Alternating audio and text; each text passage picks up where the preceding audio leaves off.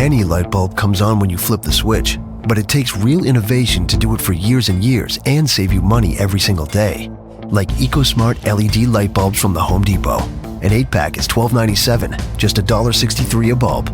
They use 85% less energy than old-fashioned incandescent bulbs, so they pay for themselves over and over, year after year. 8 packs of EcoSmart LED light bulbs, just $12.97 at the Home Depot. More saving, more doing. U.S. only. See store for details. Hiring people is probably the worst part of my job. We started using ZipRecruiter about 3 months ago. One click and my job was posted to 100+ job boards, all the top sites. All of the candidates came to my dashboard, and it's easy to compare them. And I couldn't believe the number of great applicants we got. I don't know how we hired before ZipRecruiter. Find the best candidates with ZipRecruiter, where your job is just one click away from 100+ job sites. And right now you can try ZipRecruiter free. Just click the banner now or go to ZipRecruiter.com/Spotify. That's ZipRecruiter.com/Spotify. Introducing Truly Spiked and Sparkling Water.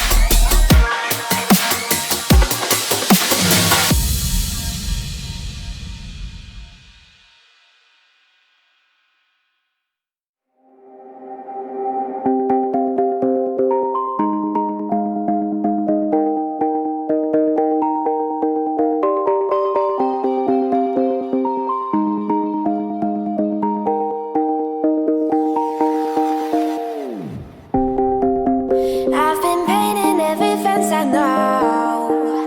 Every color bleeds into the same. 'Cause before you go and walk away, yeah, you better know where you're going. Hey, yeah, yeah. You're a wanderer just like me. Hey, yeah, yeah, you better know where you're going.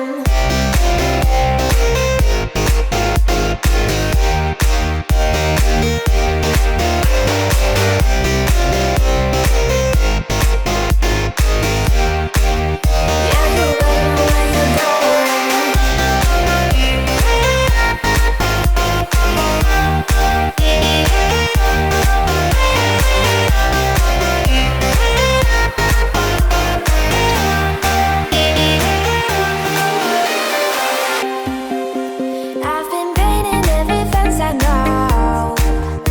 Every color bleeds into the same. 'Cause before you go and walk away, yeah, you better know where you're going. Hey, yeah, yeah. You're a wanderer just like me. Hey, yeah, yeah. Yeah, you better know where you're going.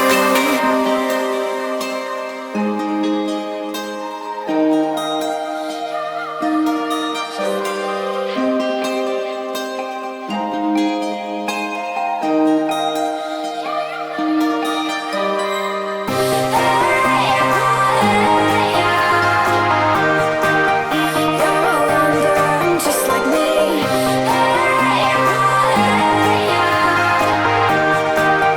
Yeah, you better know where you're going.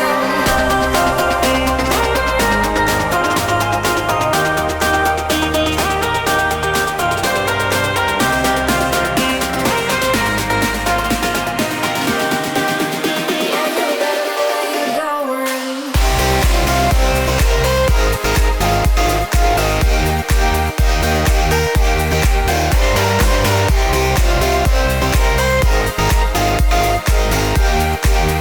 Yeah, you better know where you're going.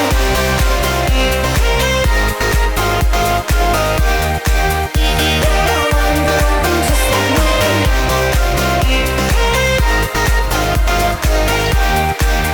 Yeah, you better know where you're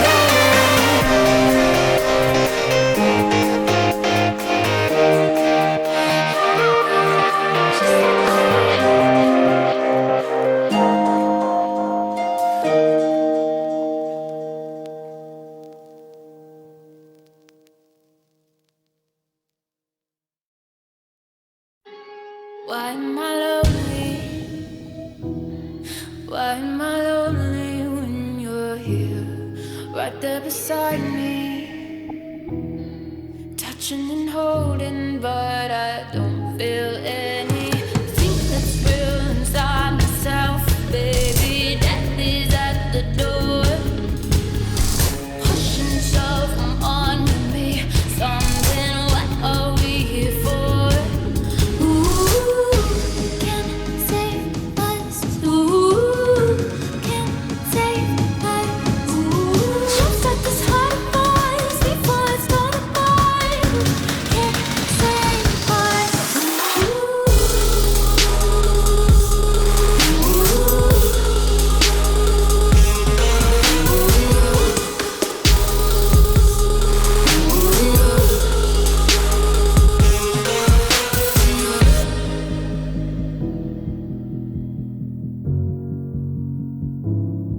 Finally found you.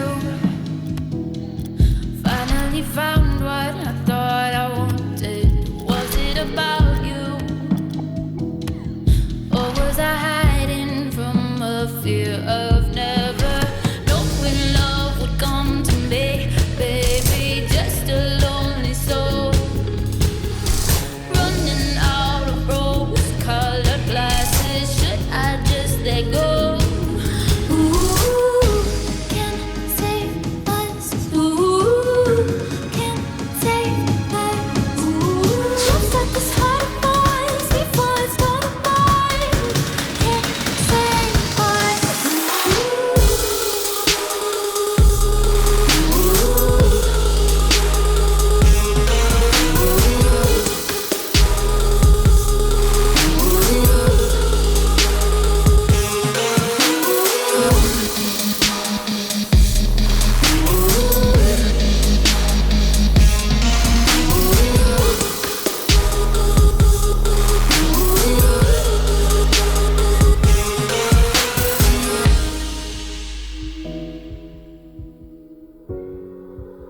Ooh, can save us. Ooh, can save us. Ooh, just let this heart rise before it's gone by. Can save us.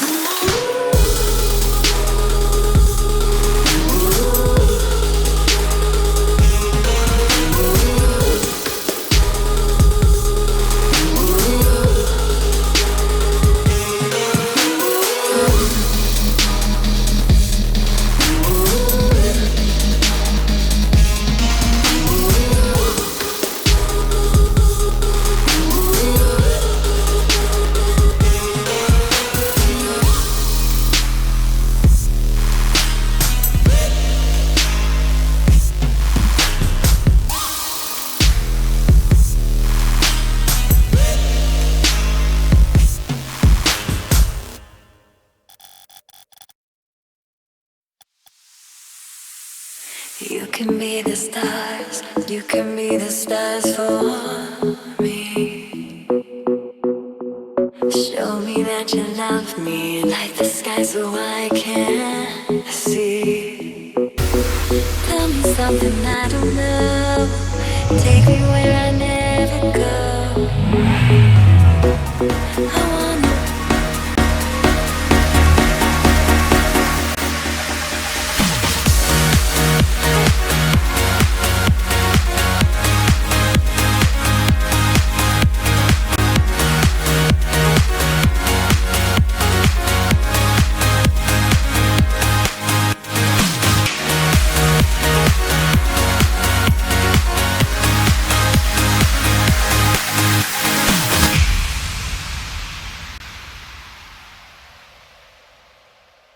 Ladies and gentlemen, boys and girls, this is PRL. My name is Chimblade as usual, but I have a special guest alongside me, Gnarly from Nexus. How are you doing today, Gnarly?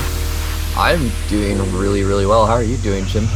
I'm doing fantastic. Can't wait to see some games. I think we had you for this Thursday's 1v1 tournament. You had fun with that, but I'm not a big fan of the duels myself. I love to see the team play, and that's what we're here for today at PRL's MVP Rivals Cup. I think it's our 5th, maybe our 6th even.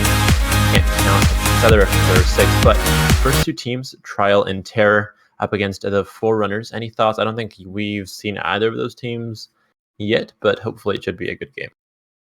Yeah, I'm really excited to see these two teams play. I don't recognize those team names. I'm not sure who's on those teams, but it'll be interesting to see them play and see what they can bring. Yeah, I'm excited as well. And we do have a new broadcaster on board. The Evil is back. Shout out to him for broadcasting. He got set up yesterday, so hopefully everything will run smooth. But we're excited to bring on more people to the team. And if you guys think you might have any certain areas of expertise in which you excel in, if it's moderating, casting, broadcasting, whatever, making funny videos, just go ahead, ask one of our managers in our Discord. They'll contact you if they feel like you can bring super duper cool stuff to the table, or even if it's just regular old cool stuff to the table. We love you anyway, so make sure to check us out on our Discord, discord.gg/PRL. But as soon as we do get ourselves into the lobby, waiting on our broadcaster to join us up, we'll be ready to get this show underway. We also have a store. I think I have a shirt from the store. Super cool. We have a freaking Wasteland shirt, which is super cool. Like, that is my favorite shirt by far. I don't have it yet, but I definitely want it. It's like a black shirt and in like super cool golden font it says freaking Wasteland. 10 out of 10 shirt. I'd wear it everywhere any day. Finally in here though, Trial and Terror now up against the Forerunners like we talked about. I guess just based on team names, who's this one going to, Gnarly?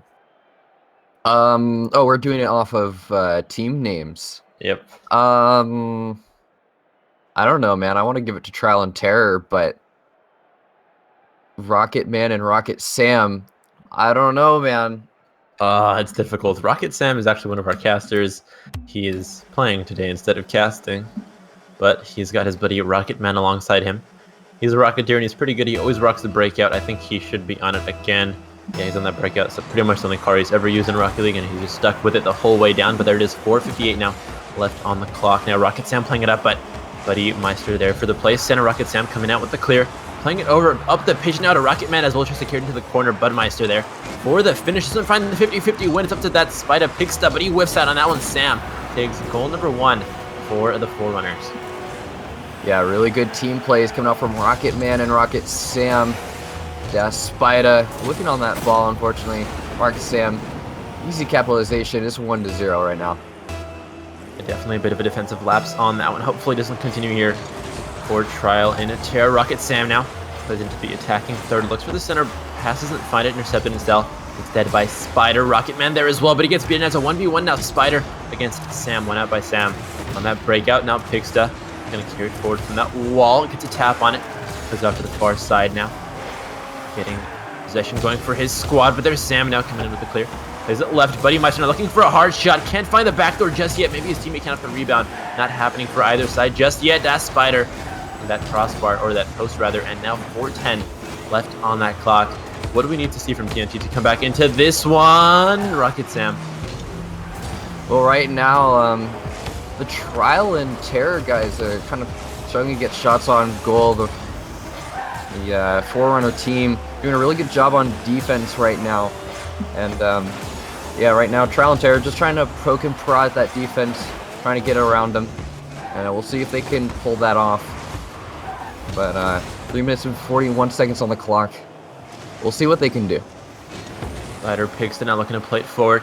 Off of that corner, gets a tap, back center. Budmeister might have the finisher on this one, doesn't find the sticks on that one though. Now, to the right side, Rocket Man looking to carry it forward over to Sam. Sam gets a touch, not going to be enough. Back center for Pigsta. Sam there instead though. Now Budmeister as well in the midfield line, waiting to get this one past the center half. Chips it up high to himself, doesn't find the blast that he's looking for. Now Pigsta, maybe if you can bomb one all the way across the double touch, finds it as well, but Rocket Man there in the defense. Now 2 minutes run down, and for the past minute it's been pretty dry. Not too many opportunities in front of the net for either side.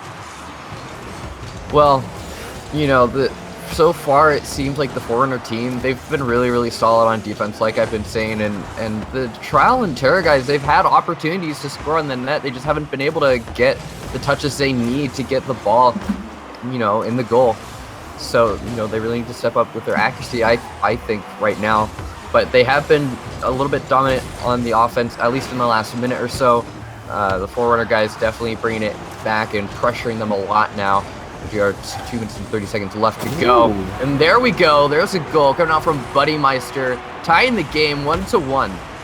1-1, 2:27 on the clock. A good passing play forward, good movement off the ball by Spider Pigsta, but Budmeister comes out for the net on that one. 1-1 now. Said 2:27 on that clock. Half the game, and we're tied up. Very fun to see close games like these, especially in the early rounds. It is an open tournament, so pretty much anyone can join. And a lot of times in the first round and even the second round, you don't know what to expect. But with close games like these, I'll be around to cast all day. Now Spider Pigsta looking to put one across over to Buddy. Can't net that one either. So close. Yeah, really, really, really close. Buddy had a shot on goal.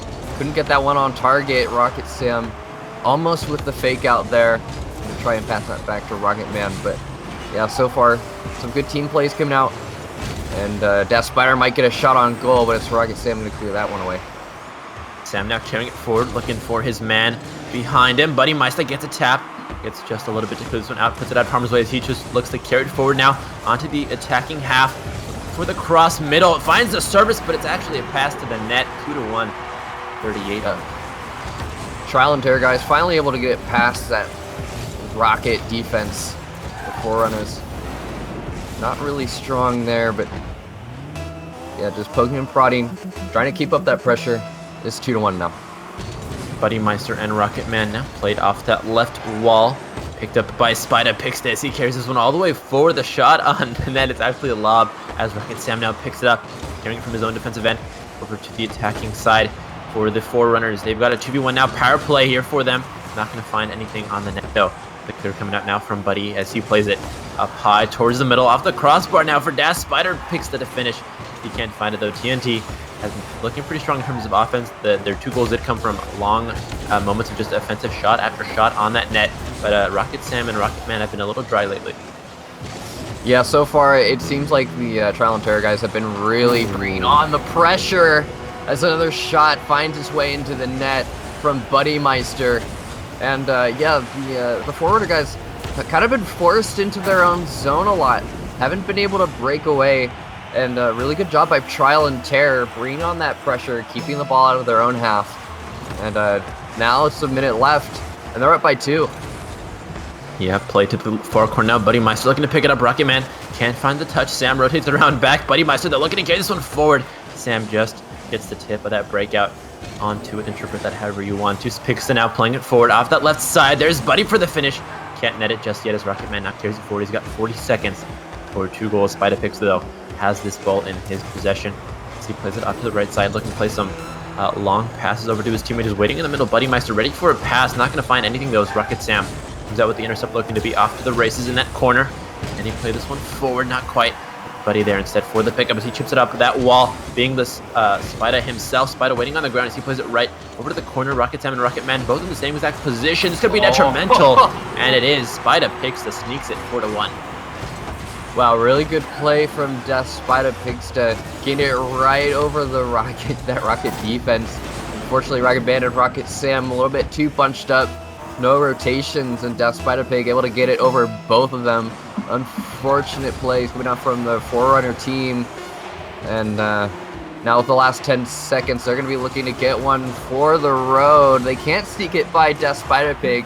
And all Buddy Meister has to do is let it fall, and it's Trial and Terror taking the first game.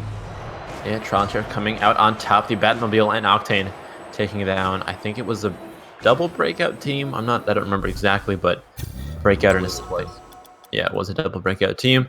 I personally am not too big of a fan of the breakout, just because I feel like Dominus is a better version of it. But this game, 4-1 in terms of Trial and Terror. So what do you think Forerunners needs to do to possibly get back into this one through game number 2? Because if they do lose game number 2, that's the end of the line for them in the tournament. I think mechanically and precision-wise, I think that the Forerunners are definitely at the advantage. They know how to hit the ball. And I've seen a lot of whiffs in terms of shots on goal from Trial and Terror. But I think, the Forerunners have really struggled to get out on offense, and Trial and Terror has done a really good job of keeping up the pressure despite a lot of their mistakes. And one of the goals that I saw was, I think it was Death Spider Pig flicking it over both Forerunner teams.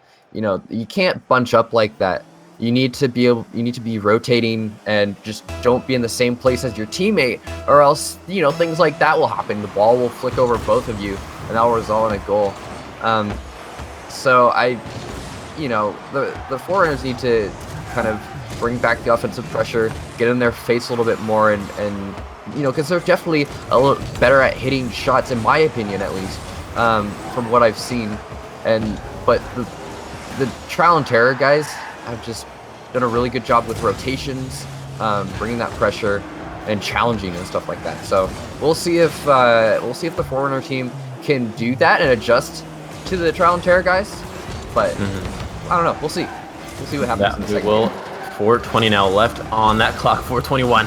Played up now by Rocket Sam. Gets the lob on net. Buddy Meister, though, there for the finish. Might be a rebound attempt, but Spider picks it there to carry over his teammate's mistake. And now he's off to the races. He's got an empty net. Plays it forward. Buddy needs to finish it. Follow through pass, so not deep enough. Spider picks it up, playing it over to the orange net. Trying to finish, though, on the Forerunner net. As now Rocket Man plays it to the right wing, carrying it forward. Buddy Meister there for the pickup. Plays it down. Rocket Sam now plays it up to the right wing, looking to get the cross across. Can he do it? Not quite. Buddy Meister there instead. Now it's Rocket Man with the pickup. And now it's 3:46 left on that clock. Spider Pixta almost finds that finish. 3:40 now left on the clock. The attempts have been there from both sides, but like we talked about before, Rocket Man and Rocket Sam definitely feel more comfortable in terms of their shots. Definitely. Well, we see Buddy Meister going on the attack again. We'll see if Death Spider Pig can rotate in and see if they can get some shots on goal. Rocket Sam kind of struggling to get the ball out, but really good offensive plays. Buddy Meister putting that one in the back of the net. Yeah, pretty huge from them. That's a pig. Wow, that's Spider Pigsta what a name, but he's really good with off-the-ball movements. You see him rotate around a lot of the times. Buddy Meister got that wall play over to him, so they use the walls as a pseudo third rocket car, so to speak. So very good from them with the give-and-go plays, especially with those wall passes. Now as Rocket Sam looks to pick it up, get the mind game past Pigsta. So Pigsta now off to the left side. Looking to play the cross center. Rocket Man there for the clear on this one. Now looking to bomb it across, maybe get some kind of play forward with his teammate. Rocket Sam is now in that center circle waiting for something from his teammate to help him out as they carry this one forward. A bit bunched up, but finally spreading out. The demo from Rocket Sam onto Buddy Meister. It's just a bump. Not enough, though. That love tap is enough for him. Spada picks now. Carrying this one on the left wing. Rocket Man coming out with the finish on that one. Buddy looks to play one across. Not happening either. He's actually still going ham. Spada picks that. Finds the chip shot finish. Nets it 2-0, 240 clock.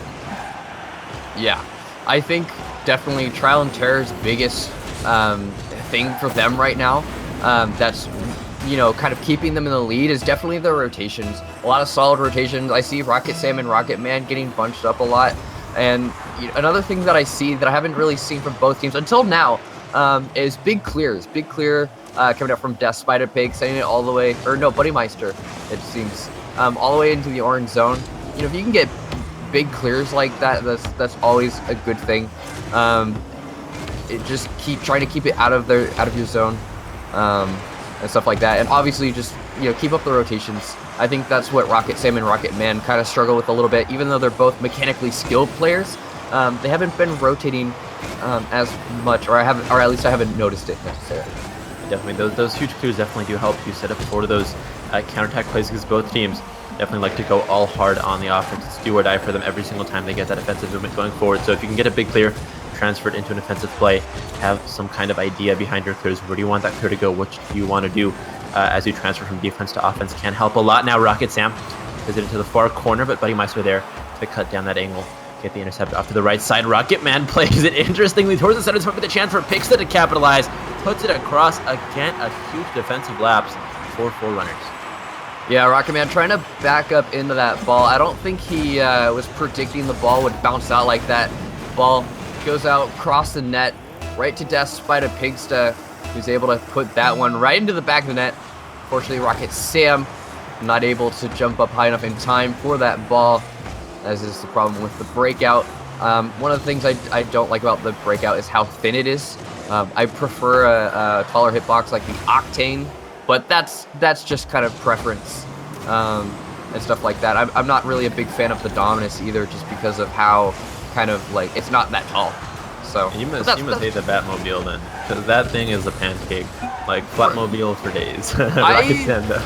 I actually do not hate the Batmobile. It's fun to play with the Batmobile. I don't play with it often, but it's fun. I mean, it's like a thinner breakout, so I'd assume, I mean, logically, you should hate it, but whatever, you're weird, I'm weird, we're all weird. Buddy Meister looking to put one across, 4-0, 51 seconds left on the clock, and no way the Forerunners are coming back from this. Yeah, Rocket Man cheating up a bit too close for that one. Buddy Meister getting it right over the top of him as he makes it a 4-point game with 51 seconds left to go. And just overall solid plays from the Trial and Terror guys have been solid on defense and on offense this game with their rotations, and that's really worked out with their favor. So we'll see if the Forerunner team can bring it back in this last 30 seconds, but right now Trial and Terror looking really strong. That they are, no ball is wasted for them. Now Rocket Sam chips it up, but it's wonky. It's a pass to Buddy instead. Buddy puts that one between the sticks, finds the back door. 5-0 now. 24 seconds left, and this has got to be the end of the line for the Forerunners. No way they're coming back. That's 5 goals in 24 seconds, which math. 25 divided by 5 is 5, so that's a goal every 5 seconds, which I doubt they can pull off. Yeah, definitely a very tough feat, especially when you've got a big clear like that, and despite a Pigsta gonna make it 6-0. And I don't think you can come back from that one that easily with 17 seconds left to go. Oh man, tough break for Rocket Sam and Rocket Man. Yeah, I mean, maybe they're just hoping for a miracle. They're just gonna say, Rocket Jesus, take the wheel, but I don't know, man. 13 seconds, now 12, clock slowly winding down. Rocket Sam looking for a bullet, but he whiffs right past it. He's done. just going to put on a show for the rest of this game, as is TNT. Playing that one well, actually. Good little fall-through pass into the player on the far corner. Very well played and placed, but there was no goalie, so you can't give him all the credit for that one. It also goes over to Forerunners for just goofing around. Now, 7 out. Maybe if they score a goal, the Forerunners, we can see a Brazil and scream Brazil, but other than that, this game is probably over. Yeah. Buddy Meister and Death Spider Pigstead just, getting some team plays going, gaining some momentum, building some confidence for the next round in the tournament. But they played really, really well despite, some of the early mishaps in game 1. But yeah, really, really good job by Trial and Terror. Unfortunately, the Forerunners couldn't keep up, and they lost 7-0 in game 2. Yeah, and I mean, it is a bit of a blowout, which we don't like to see too often, but it is an open tournament again, so you might be seeing a blowout in the first round, possibly the second. Hopefully it just gets closer and closer, and the semis and finals, which will be coming out later tonight. All the games of the tournament do happen on the same night, so they should be much closer, so we're not going to be seeing 7-0s for the rest of the night. I can guarantee you that at least, but we'll be heading into a quick little break while we get the next match set up, next series in round number 2 of the tournament. Again, don't go anywhere. This is PRL.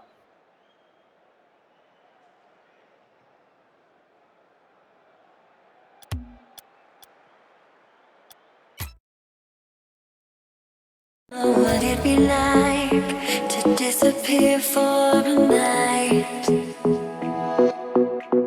You could be the stars, you could be the stars for me. Show me that you love me, let the sky so I can see. You could be the stars, you could be the stars for me. Show me that you love me, let the sky so I can see. I'm the stars for me.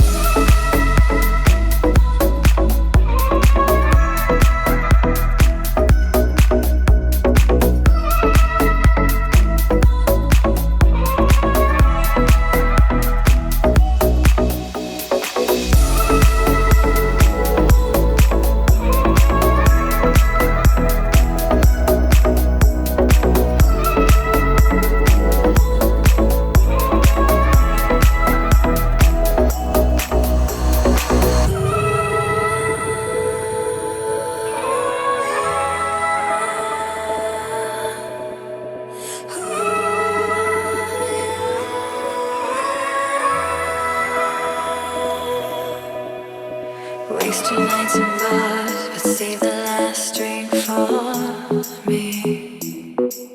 Untouchable and shining fire, you scatter like the galaxies.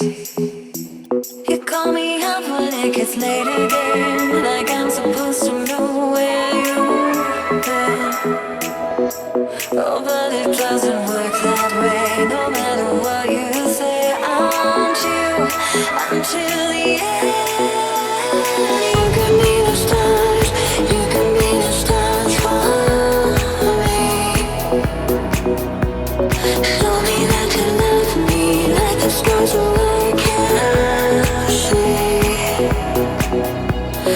You can be the stars, you can be the stars for me. Oh yeah, show me that you love me, like the stars so I can see. And the stars for me.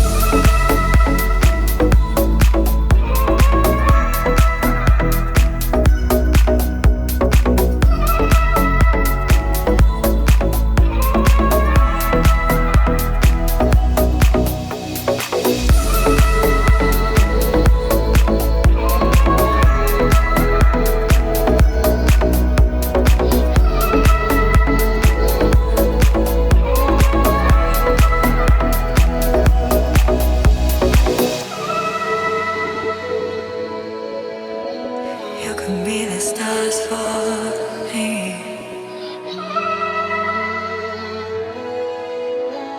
You can be the stars for me.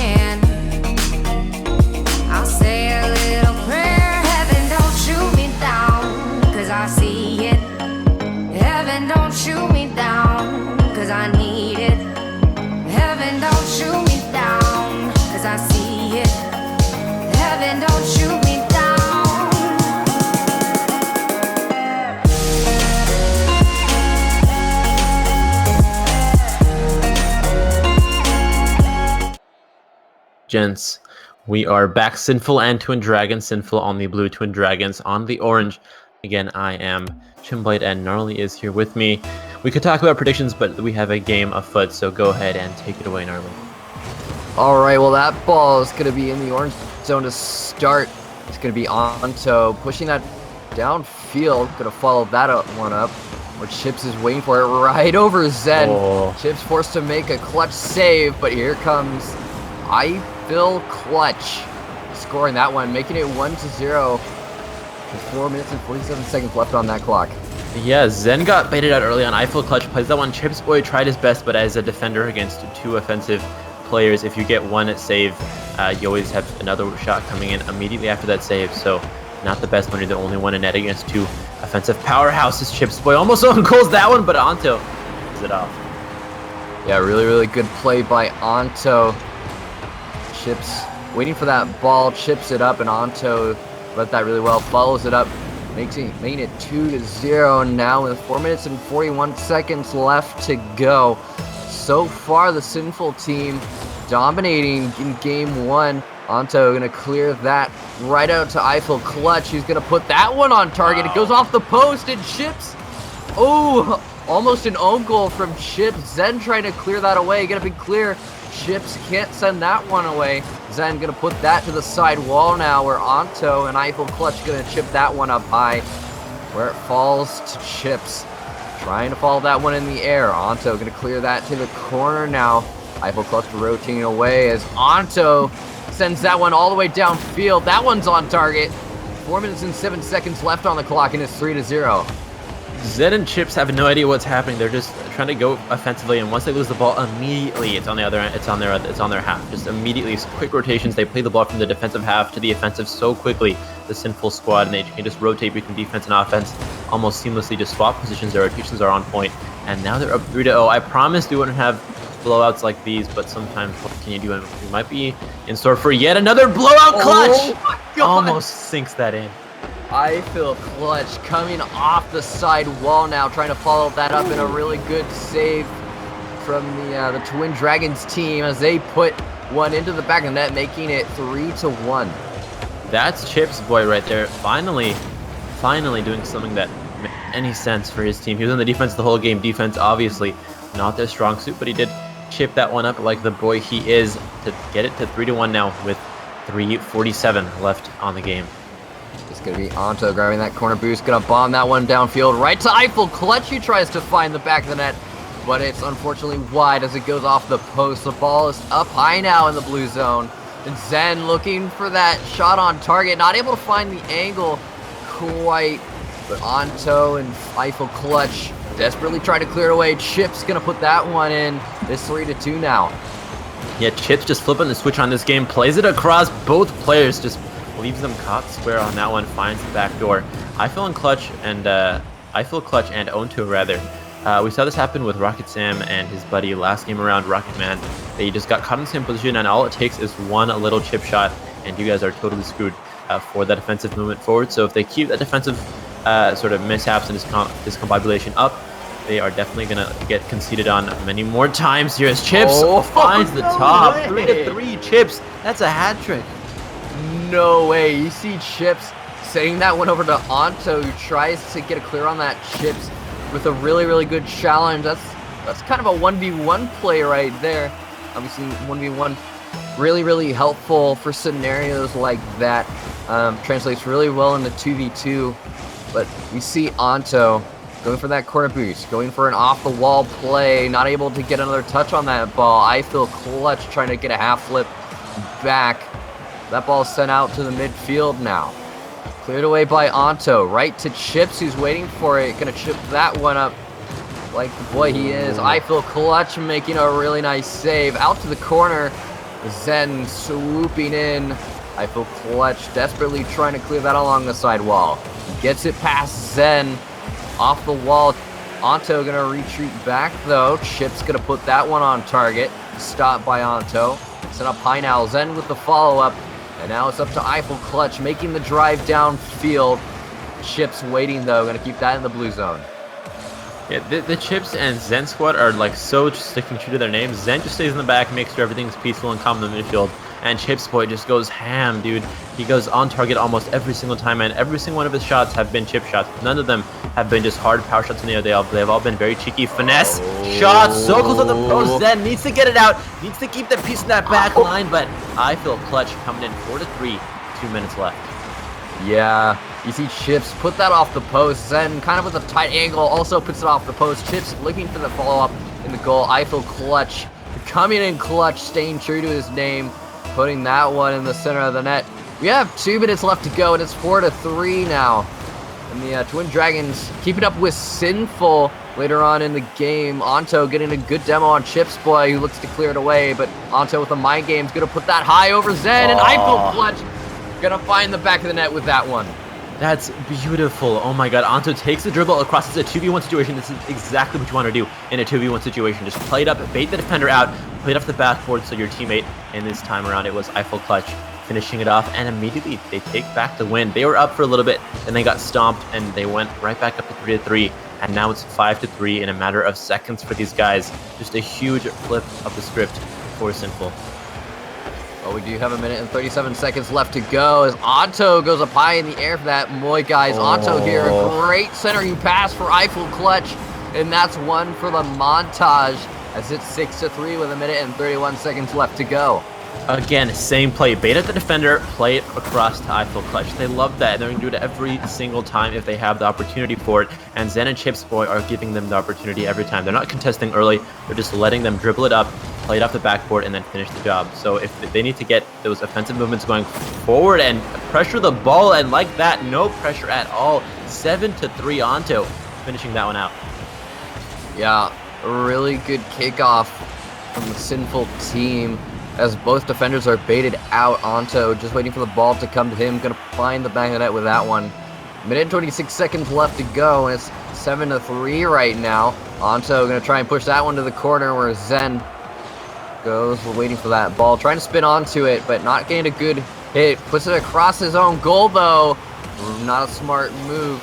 Chips though, now making a drive downfield, gets it past Anto. He has an open net. He's gonna find it. 7-4 with 1 minute and 7 seconds left to go. Good play by Chips boy. Yeah, classical off to the races from Chips, and he finds the near post as well. Very well played. I feel Clutch had that back post covered. He had the far post under control, and you have to guess at that point when you're playing as Anto racing back to your net. The whole goal is open, and you can only cover at most half of it. So you have to make a guess. Is he gonna play it far? Is he gonna play it near? And it looked like Chips was gonna play it to the far post based on how his car was angled, but he ended up switching it around immediately as soon as he saw the defender covering that post up. And he played it near, and it worked out very well. But this is the 8th goal now for Eiffel Clutch. 8-4 in favor of Sinful up against Twin Dragons. Yeah, really good play by Eiffel Clutch. A good challenge that goes up high, bouncing off the ceiling, falling down right to Eiffel Clutch, who's waiting for it. That ball falls on top of his car and right into the goal. 8-4 now with 52 seconds left to go. Eiffel Clutch going for a fake kickoff there. Now Anto going to try and clear that off the back wall, off the backboard. The ball lands on top of him, chipping it up, getting past Chips boy, open net, but Zen comes swooping in. able to clear that off the side wall, right out to Chips Boy. Trying to get it past Anto now. Ball's in the midfield, sent it into the orange zone by Eiffel Clutch. Anto looking for the center pass. Finds it. Eiffel Clutch putting it off the post though. And now it's Zen trying to challenge Anto. He's going to go up high with it now. Bouncing off the ceiling. It falls to Zen. Playing it out to the midfield. And that ball finds Chips Boy. It does. He clears it all the way to the side wall now. Back to Chips Boy. Big clear downfield. Eiffel Clutch puts it out to Chips Boy. Anto saving that one upside down. That ball's going to fall, and it's 8-4. Sinful taking game 1.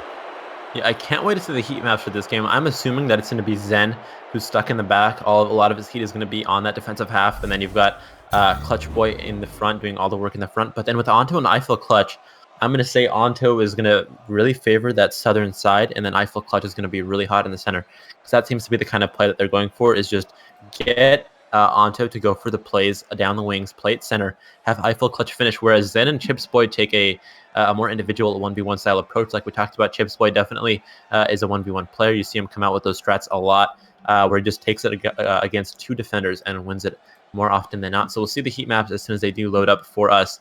But in terms of the graphs, everything going in favor of Sinful: score, goals, assists, saves, and even shots, which is a little uncharacteristic because usually the losing team ends up having the most saves because they're the ones who are taking on the most offensive pressure. But this time around, Twin Dragons coming out short with the saves, and heat maps are not going to work with me today, which is annoying, but hopefully next game we can look at it because there should be a relatively similar pattern with those. Yeah, the Sinful team dominating apparently all sides of the field according to the graphs with saves and shots. So that's a very interesting. But we are going into game 2. Sinful up by 1 in the series, and we'll see if the Twin Dragons can come back in game 2. As we are in the beginning of this, Anto looking for an early goal, saved by Chips Boy. Zen gonna send that one off the side wall, banking out to the middle, getting it past Eiffel Clutch. Chips Boy gonna put that past Anto, finding the back of the net, 1-0. Just 14 seconds into the first game. Again, classic play. Zen plays it to the center, backs up, goes to rotation, gets his boost ready, goes back to his default defensive position. Chips Boy comes up to finish it off. Again, it is not that team mindset that you usually see from twos, but it's working out for them. It's their style that they like. And although they did lose last game 8-4, that wasn't necessarily due to how they go into the offense. It was more or less how they approach the defense. But their offense is definitely strong. Chips Boy just loves to be the powerhouse, loves to be the MVP. He likes to put his whole team on the back in terms of defense. And Zen just has to do the minor tidy cleanup work in the back end. And it should work out very well for them because they are up 1-0 now with 4:21 left on that clock. We will see if the Sinful boys can get some good passing plays going. I saw some really good ones in the last game, but that one's gonna be bombed downfield, stopped by Chips Boy before any damage can be done there. Zen making a good drive downfield, trying to get it past Anto. Chips Boy gonna put that out to the midfield. Anto gonna try and make it clear, getting it past Chips Boy. That one's off the wall to the midfield line now, and here comes Chips Boy, gonna send that one all the way back into the blue zone. Anto getting that corner boost, trying to get it around Chips Boy, struggling a bit though. Put it out to the midfield line now. Send up high where he's going to catch that and chip it up once again. Eiffel Clutch looking to follow that up, but it's Zen putting that all the way, trying to find the back of the net, but sent wide by Anto. Really good save as it's 1-0. This might be detrimental this time around. Zen went for the offense, and he didn't stay on the defense, and it almost was there, but Zen came back, rushed back to net. But again, that kind of stuff, if that happens for them, it's very outside their play style, where Zen also comes up to push the ball forward, and this, finally, it's an own goal. Ah, there we go. Eiffel Clutch puts it in. We'll say it was tactical, calculated, just running down the clock, making sure they don't score too early. Wow, what a play. Eiffel Clutch and Anto putting it off the crossbar. Chips Boy and Zen don't know what to do. They're just trying to swoop in and get any sort of hit on the ball that they can that'll put it away from goal. And just a little bit of patience from the Sinful team. They end up finding the back of the net as Eiffel Clutch puts it in. And now it's a tied game with 2 minutes and 55 seconds left to go. That ball's going to go high across that goal. And now it's Chips with the ball in his hands. Sent by Eiffel Clutch. Can Anto finish that off? No, he can't. The ball is in the corner now. Anto going to put that off the back wall. Eiffel Clutch not really in a good position to finish it off. Zen going to bomb that one downfield. To the corner now where Anto's waiting. Going to backflip into that one. Looking for a big clear now as that ball banks out to center. Right to Eiffel Clutch. Can he put that in the goal? No, Zen's going to make a challenge. Putting that in the blue zone. Easy finish for Zen, and it's 1-2. Well played. Zen finally getting a little bit out of his comfort zone, plays it forward. Usually at this point he would have rotated back and let Chips Boy take care of it, but he saw that he had a better opportunity, did not want to let it go to waste, and he just nailed that to the top corner. Zen getting out of his comfort zone, like I said, a little bit, but it's working out for him as they are now up 2-1 with just under half the game to play. Yeah, 2-1 with 2 minutes and 13 seconds left to go. Zen, we're going to make a big play downfield. Eiffel Clutch going up high for that, but it falls to Chips. Close save. As Eiffel Clutch beat a little bit of a bully in the orange zone. Chips Boy gonna walk that right one in. Otto doesn't know what to do with that ball. Yeah, is this rumble? Because Chips Boy just sticks that one to him, carries it across. Anto not sure where he wants to go. He was trying to bait out Chips Boy to take the shot by going in towards the ball, then going right back out. But he was a little bit too greedy. He tried to go with the fancy stop instead of just rushing right at the ball, clearing it out. He tried to be as cheeky as possible, which is always fun to see, but not the best, especially when your tournament life is on the line. Eiffel Clutch, and Anto might have this one off the back. Anto to finish. Not going to find it this time. Yeah, Anto had a shot on goal. I don't understand where the Sinful team was, but that's a shot on goal saved by Zen. Right back in by Eiffel Clutch, who looks for the center. Anto not able to finish it off. And the Sinful team getting a little bit bunched up. A good pass from Eiffel Clutch. Anto nowhere to be found, though, as the ball is at the midfield line. Sent to the side wall now. Chip's going to grab that side boost as Zen comes in to put that shot on target. Cleared away by Eiffel Clutch. And it's Chips Boy waiting for the ball to come to him now. A good drive, but the ball is wide. Sent to the corner by Eiffel Clutch. Here comes Zen looking center for his teammate, but that center denied by Anto. Ball's in the orange zone now. The Twin Dragon team really stepping it up in Game 2. We saw in Game 1 the Sinful team dominating all sides of the field now. And now it's the Twin Dragons team up by 2, 3-1 right now.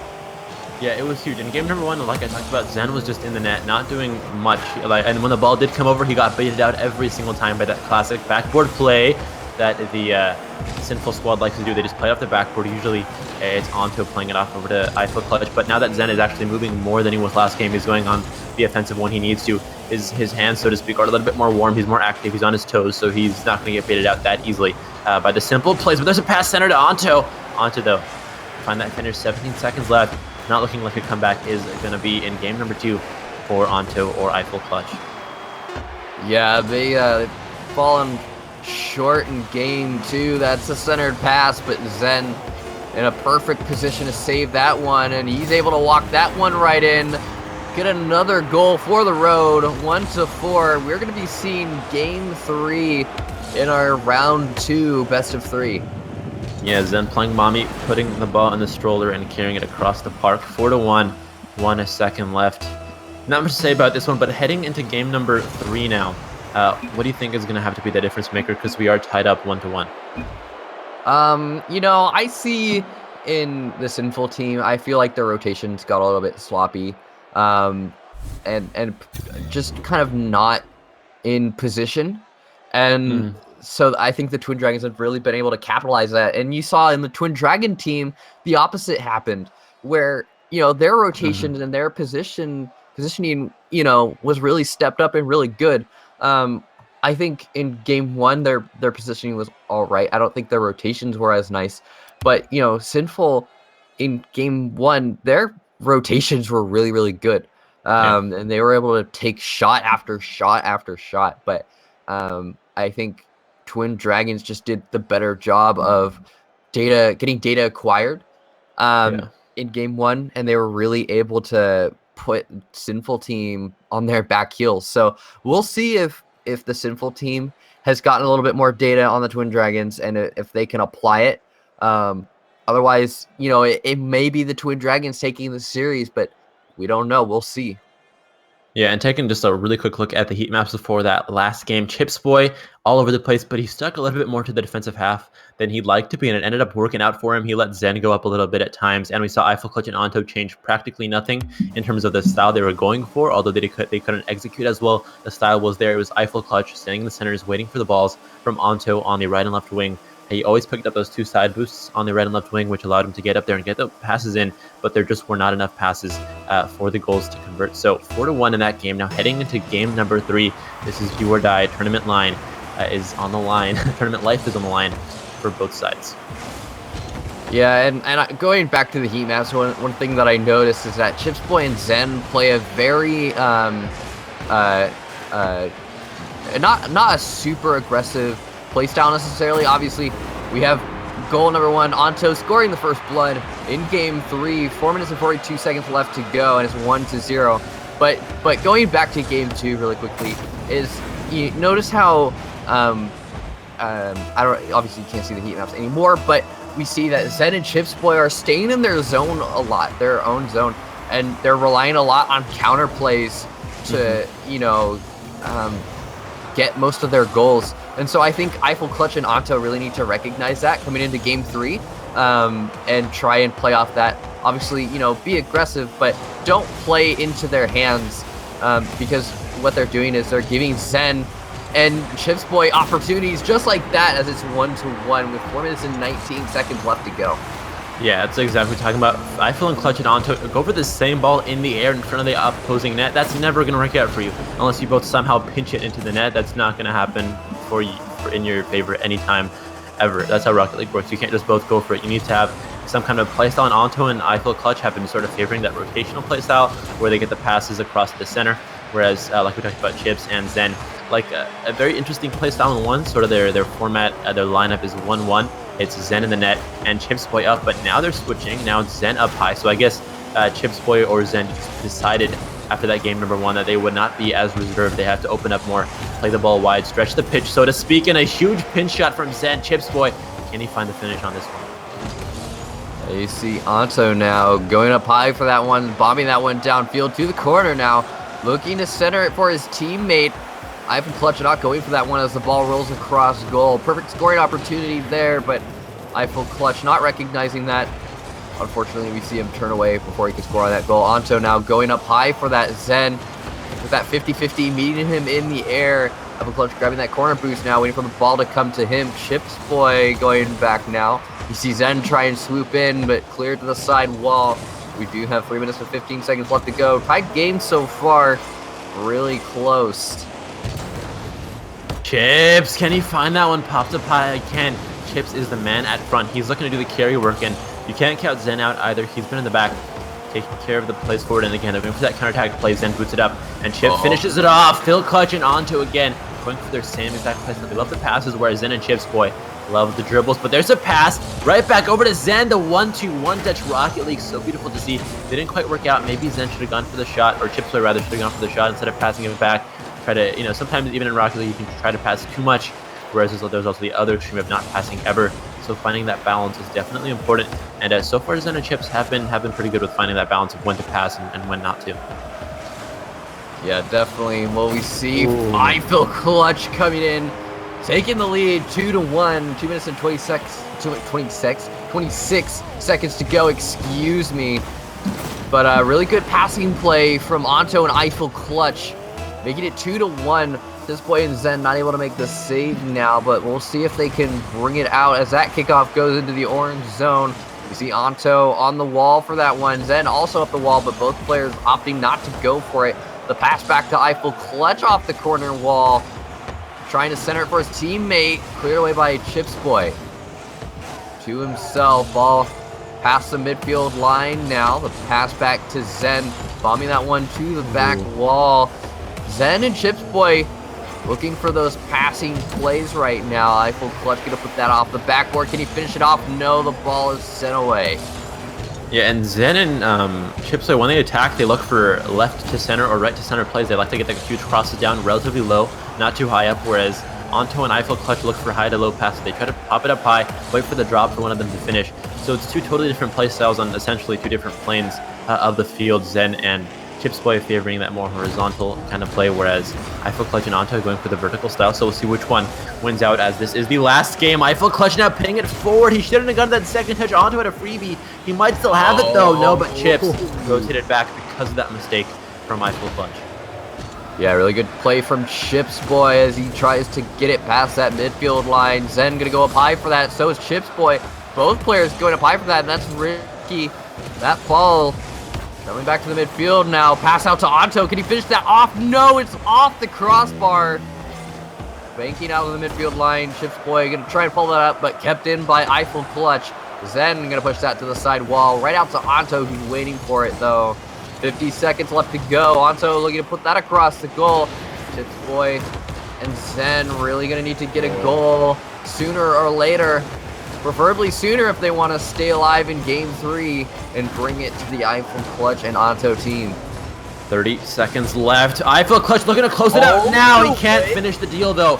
So close off the crossbar. He was down, but this is Chipsboy's chance now. Going for the mind games. He was way too cheeky on that one. He had an empty corner to play it to immediately, but he didn't go for it. He tried to bait out two players. He waited long enough that allowed Eiffel Clutch to come right back in, and that might bite him in the buttocks. It does. Eiffel Clutch takes 3-1, and this most likely is the nail in the coffin for these guys.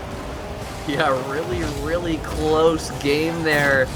And oh man, Zen and Chipsboy almost tying it up. It was a good fake out, but not able to finish that off. Now 13 seconds left to go. That ball is going to be sent deep into the orange zone. Bounced off the ceiling. Chipsboy waiting for that. Going to put it out to the midfield. Under 5 seconds left to go. 2-1. That ball is going to drop. And it's going to be the Sinful team taking Game 3.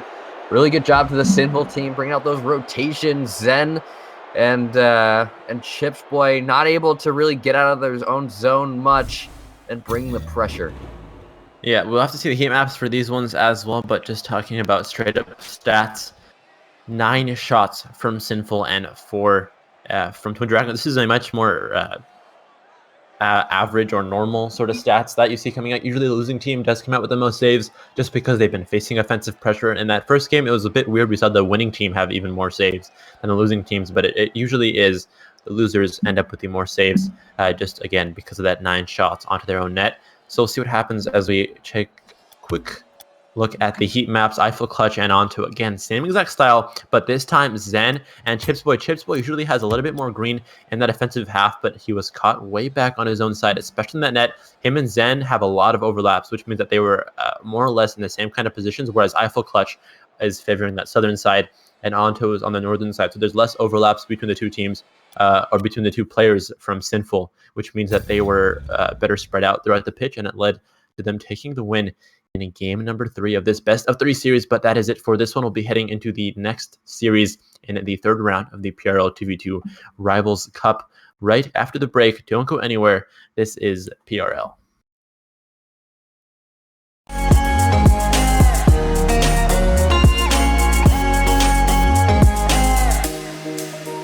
Heaven, don't shoot me down.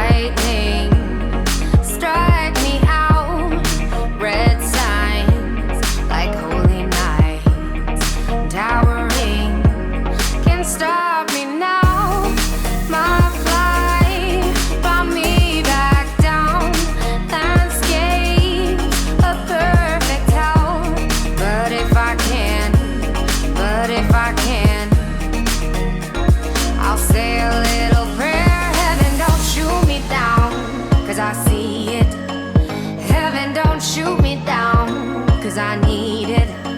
Heaven, don't shoot me down, 'cause I see it. Heaven, don't shoot me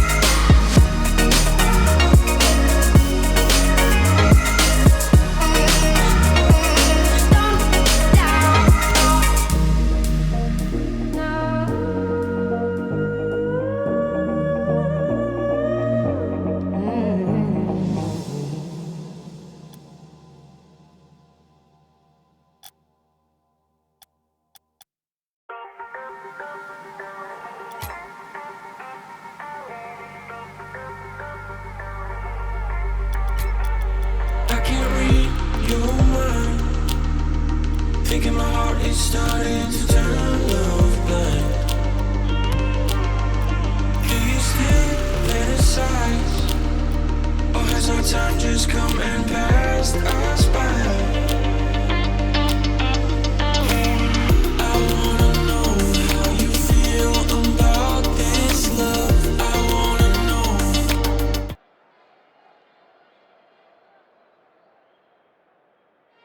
And gents, we are back with PRL's 2v2 Rivals Cup. We've got Luminance up against Hyper Beast, but before we do get that started, quick reminders for you guys to check out ProRL.com, store.ProRL.com, and elotalk.com. Elotalk, super cool guys. It's a big group of people who write articles, their recaps of our tournaments, the highlights of our tournaments, not just ours, but also other tournaments and games other than Rocket League and Bad Rate. But that's enough about our lovely friends. It's up for this one, Luminance and Hyper Beast now. PS4 team against a PC team. Take it away, Gnarly. Yeah, all the players on each team I've never seen before, and it's always interesting when you have console players going up against PC players. You know, a lot of times you see a lot of PC players dominating, but you know, there are some really good console players, so it'll be interesting to see what they can do. But it is going to be Luminance taking the first goal of the game. You see Fairy Peak putting it out off the back wall to Farah. That puts it right over Brutal Stealth. Not able to read that shot very well, but it is 1-0. 4 minutes and 37 seconds left to go. And here we go, game one. That kickoff is going to go deep into the orange zone, straight away off the kickoff. Fairy Peak grabbing that corner boost, and Gerard, excuse me, trying to clear that away. Farah looking for a shot. And it's Gerard looking to get a centering pass, possibly get it past that defense. But now the ball going to be put in the back of the net by Fairy Peak, and it's 2-0. Is that an Esper? Why is Brutal Stealth using an Esper? That might be the biggest problem right now for Hype Beast, but Luminance taking it 2-0 now. Beautiful play by Fairy Peak to get the ball carried all the way forward in his regular old Octane, which is a much better card than the Esper. Please don't use the Esper. It's triggering me. I don't think the Esper is a bad card. It's just kind of whatever is your Looks preference. disgusting. That's fine. It looks like the light bike from Tron. You know? Yeah, just I dig it. I dig the look. Anyways, that's just me. I am kind of a Tron fan. So, anyways, here we go. It is Farah going to be putting that into the orange zone. A pass to Fairy Peak. Farah, unfortunately, not able to get that second touch, though, as Brutal Stealth going to take control of that ball all the way into the blue zone now. Looking to center it for his teammate, but sent away by Fairy Peak. Looking for another touch. Nice little freestyle there, Moy guys. As Gerard trying to get that out of the orange zone. Farah going to go up high for that, centering for his teammate. Can they finish it off? Ooh. They have an opportunity here. No, it's going to be wide. Not a very hard hit on that ball, unfortunately, but there's another center. Can they finish it off? Gerard and Brutal Stealth a little bit clumped up there. This ball is sent into the blue zone. Yeah, Farah and Fairy Peak are getting a lot of passes. Both of them very strong at centering the ball, but apparently there's a lack of communication because the ball was centered twice in a row within like 20 seconds, and each player had their own center, and the other teammate was waiting in the center, but they just couldn't communicate the idea that you should shoot it now. They just sort of waited out, and they were stuck in their own defensive halves, not caught as deep into the penalty box as they would have liked. So they're getting the passes there, but there's just no finish. And on the other end, Brutal Stealth and Gerardo El Fideo 007 or just regular 07, they are pretty much not getting anything forward. They're getting the ball there, and then here it just stops. They just sort of stop moving, back off, and Farah and Fairy Peak take it back into their own hands. Yeah, it's been really interesting seeing the pass plays coming out from Luminance. Fairy Peak and Farah centering, getting center passes for their teammates, but their teammates just not coming in very hard or coming up for the ball. You know, they're up by 2 right now, so you know, it's not like they need goals right now, as the Hype Beast rather team hasn't really been able to get anything on them. But you know, if you see a centered ball, you just need to be looking for those center balls. But here we go. It's Fairy Peak gonna grab that corner boost taking the ball away now, bombing it downfield all the way to the back wall, looking for a centering pass for a teammate. Farah with a shot on goal. Just high though as it goes off the crossbar. Ball out to the mid now. Past that midfield line, kept in by Fairy Peak though. And Farah in a really good position, gonna finish that off, making it 3-0. Finally, the service is there, the channel connects, everything goes picture perfect for Luminance, and they scored 3-0. 1:33 left. There was a couple of passes again after we stopped talking about the passes not connecting from Farah and Fairy Peak, but finally the striker found the service and it worked out fairly well as they did score, increasing their lead now to 3-0. So 3 goals to make up, a goal every 30 seconds here for Hypebeast. Here we go. It's Farah centering for Fairy Peak, who puts another one in, the floater, making it 4-0 with 1 minute and 19 seconds left to go.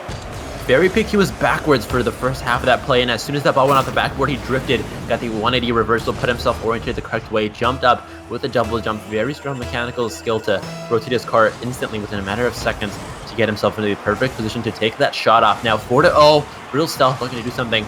In comes Gerardo El Fideo. We can't finish it either. 1 minute now left on that clock.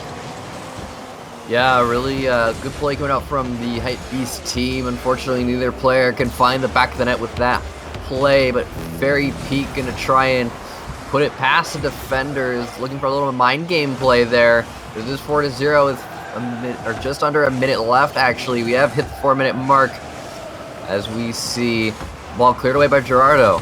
Out to the midfield line where Brutal Stealth swoops in. Fairy Peak now looking to clear it from the corner wall.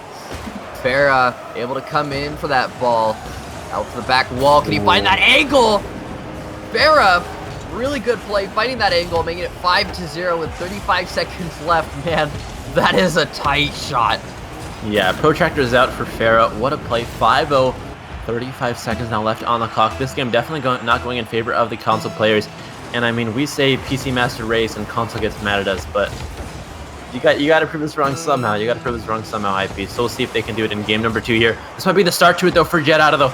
He can't finish it though. Brutal Stealth as well missing out, and Farah coming out with a clear. 20 seconds left on the clock, but not much more to talk about for this game. Oh, that might be a thing to talk about. That ball bombed all the way down by Gerardo Elfidio? Yes, that is correct. I'm sorry if I butchered your name.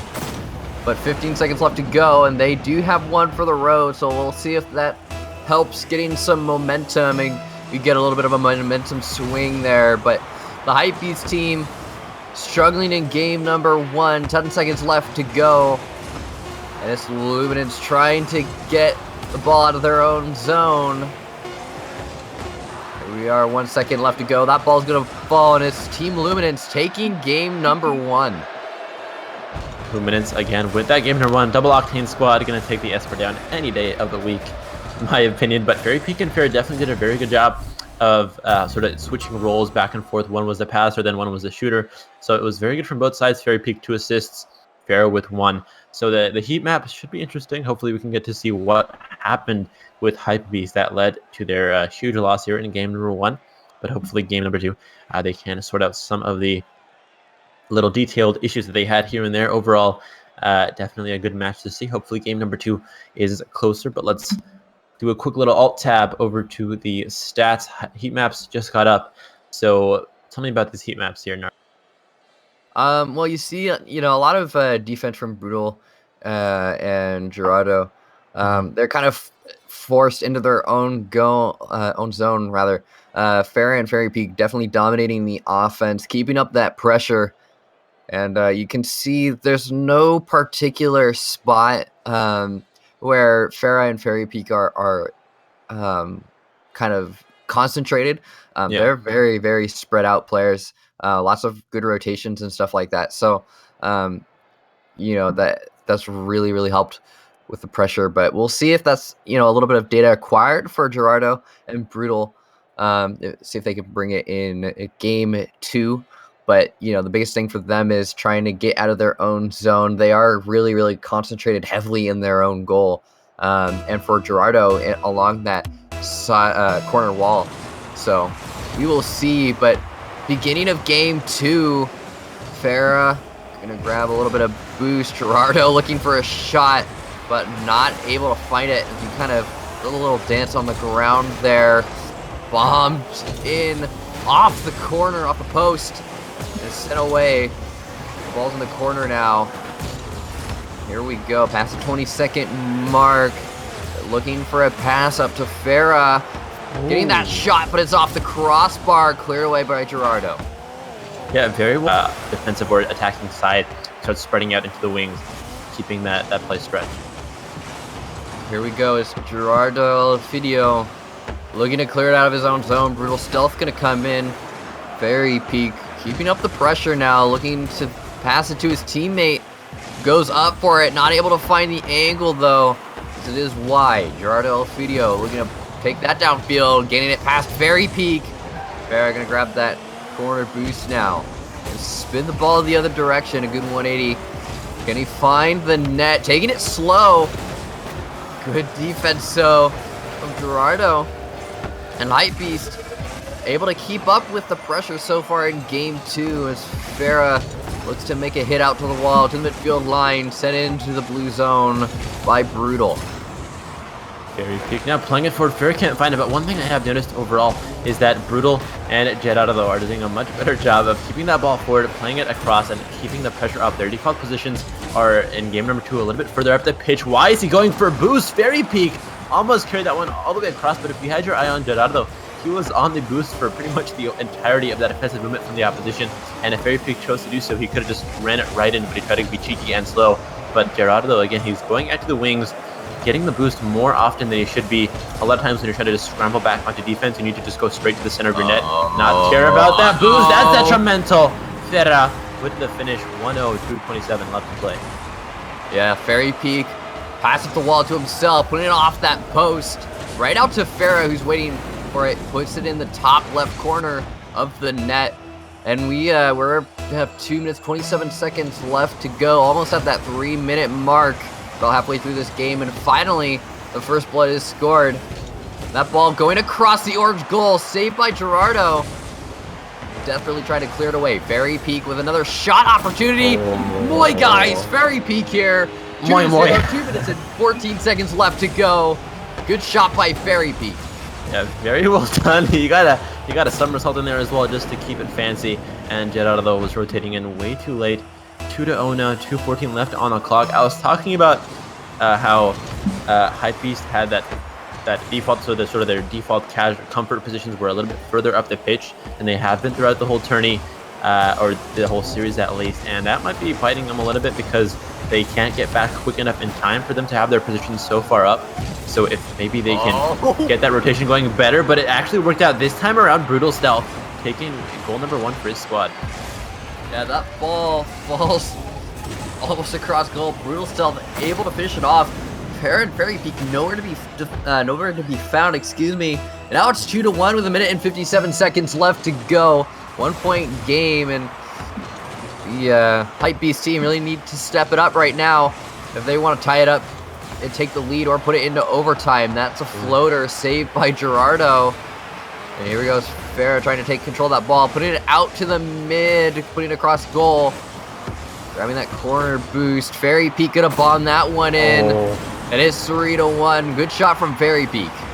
I was gonna say Gerardo is doing a much better job on defense. He's getting the parries right, but this time he just passes it right over and he's caught, but towards the net. Not what you want to be. You want to have that front of your car going towards the net for on the defense and the other way around for the offense. So he's been a bit out of position in terms of the orientation of his car a couple times, which just makes it nearly impossible for him to get back into net at times. So his offense has been looking decent enough. Defensively, his rotations, along with Brutal Stealth, have a little bit of work to be done on them. Get out of the not like this. Okay. Elfidio almost did that one for his own side, but now Fairy Peak looking for the finish. It's an empty net. Where is the keeper? Thankfully, they're too cheeky to score that easily. Yeah, that was a really dangerous ball for the Hypebeast team, but they finally got it away, and now it's Team Luminance on the defensive here, which is a little bit surprising, but here we go. That ball is gonna bank off the sidewall back out to the midfield. Fairy Peak waiting for that, trying to get that touch and hit it into the goal, but saved by Gerardo, putting it into the blue zone. Ball at the midfield line now. Fairy Peak taking control of that one. bumped by Brutal, and Farah gonna finish that off. 4-1 with 40 seconds left to go. What a play for Fairy Peak out to Farah. Gerardo going up for that early, and Farah able to capitalize easily. Yeah, again, Gerardo, he's preemptively jumping. He's thinking he knows what he's doing, but sometimes he really isn't. Brutal strength, brutal stealth as well. Needs to be there to back him up, but a lot of times on that defense, they're sort of caught. The ball just going right between their caught score a lot of times. So both from Gerardo and his teammate, they need to do better on the defense. And what is this? No. Fairy Peak 5-1. That is it. Nail in the coffin for sure. Maybe we'll see some more salt poured on that open wound, but I doubt it. But 30 seconds left might be enough for one more goal, but nothing else going to be coming out of this series. Yeah, it is 5-1 now, and it might be Luminance looking to get the Brazil. But that ball's going to actually be sent into the blue zone for once. Cleared away by Farah, though. Gerardo retreating. Brutal Stealth going to rotate in. Gerardo with the shot. 5-2. Unfortunately, looking like it might be a little bit too little too late. But a really good shot nonetheless. Slamming that one home at 100 kilometers per hour. 5-2 with 20 seconds left to go. Yeah, overall, when they get to the offense, it seems like they know what they're doing. High piece that is, but when they're on defense, they seem lost. It's like, what am I doing here? Why am I here? Somebody help me. Mommy, hold my hand. But 10 seconds now left on that clock, and not much to say for either squad, as this one is pretty much set in stone. But hopefully, Gerardo Elefideo joins our other tournaments, because I love saying his name so much. It makes me excited, and he does not get the save. Gerardo can't find that finish. Yeah, Farah bombing that one all the way downfield at 129 kilometers per hour. Gerardo not reading that one well enough. And it is Luminance taking game 2 of our best of 3. And that's all but over, but for the Hype Beast team. Really good job by Luminance. Yeah, Luminance doing a good job. I think Fairy Peak may have left early enough that it might mess up our heat maps, because that does happen, but hopefully it doesn't.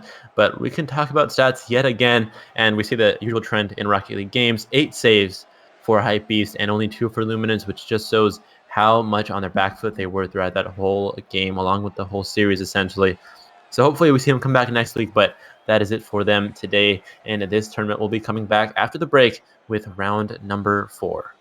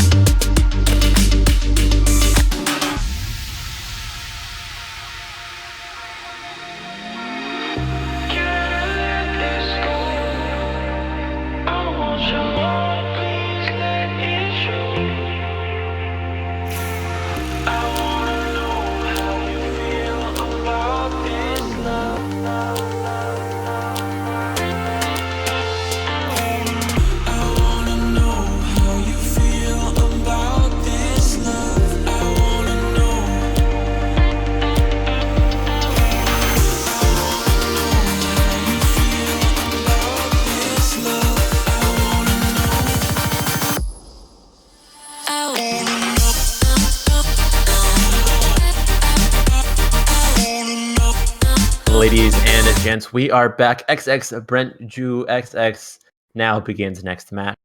My name is Chimblade, and lovely Gnarly is alongside me as we head into the next round of the tournament. But before we do, we'd like to remind you guys of our Patreon, !Patreon in chat to get that going. You guys can check it out. Donate to us if you like the tournaments. All of the money from our subs, donates, and Patreon goes right back into the the org, so to speak, for our tourney prices and just increasing our production value. So we'll be hopping into that one as we get this one underway. The teams are TPR up against Hot Grills. I'm already for Hot Grills. Mout and Frag are so good players, and Hot Grills is a so good name. Yeah, well, we'll see if they can bring out some fire now, as we see Rust sinking one into the back of the net, dousing the flame early on in game one. It's 1-0. We're 7 seconds into this one. 7 seconds in and a goal already, and it's from TPR, not even from Hot Grills. They might have to increase their hotness because they are down 7 now. Mout looking to take this one forward, but Russell, Lieutenant Dan there instead. Man, I love that movie. Why didn't they make a reference to it? It just makes me moi every single time I see it. But 20 seconds gone and 1-0. Here we go. It's Frag gonna bomb that one downfield where Skaxi is waiting.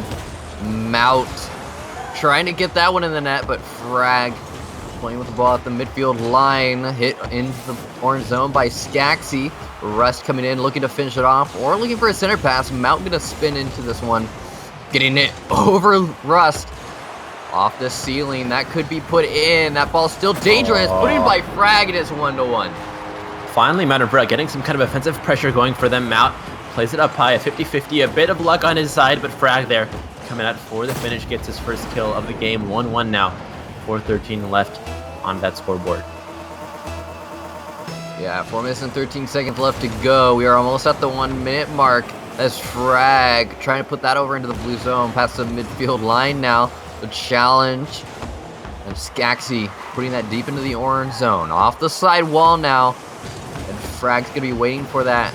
Lieutenant Dan trying to come in, but it's Frag getting it downfield. Out to his teammate. Can't find that angle. Frag also can't find the shot on goal. And now it's Lieutenant Dan making the drive. Lieutenant Dan gonna bump Frag all the way back to his own goal. He goes up for that one, keeping that one up high. Coming down now, Lieutenant Dan banking out to the midfield now. Mal gonna send that one away out to Frag. Can't get a goal. Skaxi gonna save that one. And now Lieutenant Dan looking to get forward, and we saw Frag and Mout hit the woodwork on that one twice. I mean, they're getting the shots on net, they're putting on the pressure, they're keeping the rotation strong and fast, but when they need to get those clinical finishes at the last second, they just can't finish, they can't convert. So we'll see if that comes back to hurt them in this game number 1 of this series. It's Lieutenant Dan playing that off the side wall where Frag is waiting for it, out to Skaxi. He makes a save in the blue zone. Can they get the shot? Skaxi making it 2-1 with 3 minutes left to go. Yeah, definitely a good job from Skaxi on that one. Now they have increased their lead, or they took it from a tie into a lead, and Mout just does not read that one. It gets right on top of him, floats all the way across. That happens a lot of time when you rotate back into your defense a little bit too quickly, and you're sort of stuck in between, should I go back to net or should I contest the ball? And you're stuck between which one you should do, and you end up doing nothing, or you just end up very slowly going back into your net, which is not what you want to do. So they are down 2-1 now. Almost another shot there as he was off to the races, but it does not work out for Frag. It's Skaxi playing that out to his teammate. Ball going to the midfield now. Lieutenant Dan has a shot on goal. And it's 3-1 now with 2 minutes and 36 seconds left to go. A good pass, well, a decent pass from Skaxi. Should have been cleared away, but no one was there to challenge that, and Lieutenant Dan was able to just sink that one right in. And here we go, it's 3-1. And the Hot Grills, excuse me, looking to get some more points on the board. Frag gonna put that out all the way downfield. Skaxi waiting for it. Mout gonna take control, trying to get it past Lieutenant Dan, but bombed all the way up the corner wall now. Falling down. Frag putting that one in the net. The Hot Grills getting a cute goal, making it 3-2. Beautiful from the Hot Grills, just pinching it. Frag with the ground barely. He got it just on top of it. It happens a lot. You see that play or that mechanic come in use when you go for the long clears. You play it right off the bounce, but this time he played it off the vertical bounce and into the net, which is so cool to see. You see that sort of mechanic transferring over into a whole different ideology, but there's Skaxi, who almost finds one for himself. Yeah, that ball goes past the midfield line. Mout grabbing that side boost, trying to get a grasp on that ball, but whiffing on it. Lieutenant Dan trying to play it across the net for his teammate Mout. Getting it past Skaxi now. Here we go. Mout gonna put that off the back wall. The shot from Mout, tying up the game with 1:50 seconds left to go. So beautiful. Let's watch it from his perspective. He got backwards and then front flipped into it while he was backwards. Beautiful play. Played, I don't know how he even did that. Like, he was going forward, played it off the right side of the wall, then twisted his car so he was facing backwards, flipped, rotated his car another 180 degrees, except on another axis, and then shot it. What? How do you even do that? But it worked out for him, and now Frag looking to play it forward, tied 3-3, and that floater is going to sink it for the first lead that we've seen coming out from Mout and Frag. Yeah, the floater, speaking of cute goals, that floater just gonna make its way right into the net. It's 4-3 now, and the Hot Grills have really taken back game one.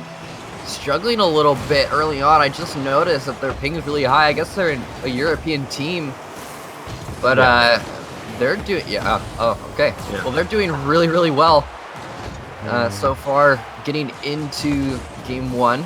Mout looking to get a center pass for his teammate, sent away by Skaxi, the bomb. Oh, wow, I'm the hottest. Speechless. The hottest grills are from Europe, dude. I can confirm this. And look at that Frag. Plays it again, the same mechanic, and Mout, bam, over to Frag again. Beautiful play. I don't know how Mout didn't touch it, but maybe they're even going for like a team pinch kind of mechanic, but that one was all Frag to himself. Shot to finish it off as well. My body is ready for Frag whenever he wants to come. I'm ready for his hot grilliness. But there's Skaxi putting in goal number 4, 1:15 now left on that clock. Yeah, it looks like the TPR team not really happy with having their Thunder taken, scoring on the Hot Grills. 1:15 seconds left to go. It's 5-4 right now. The Hot Grills in the lead.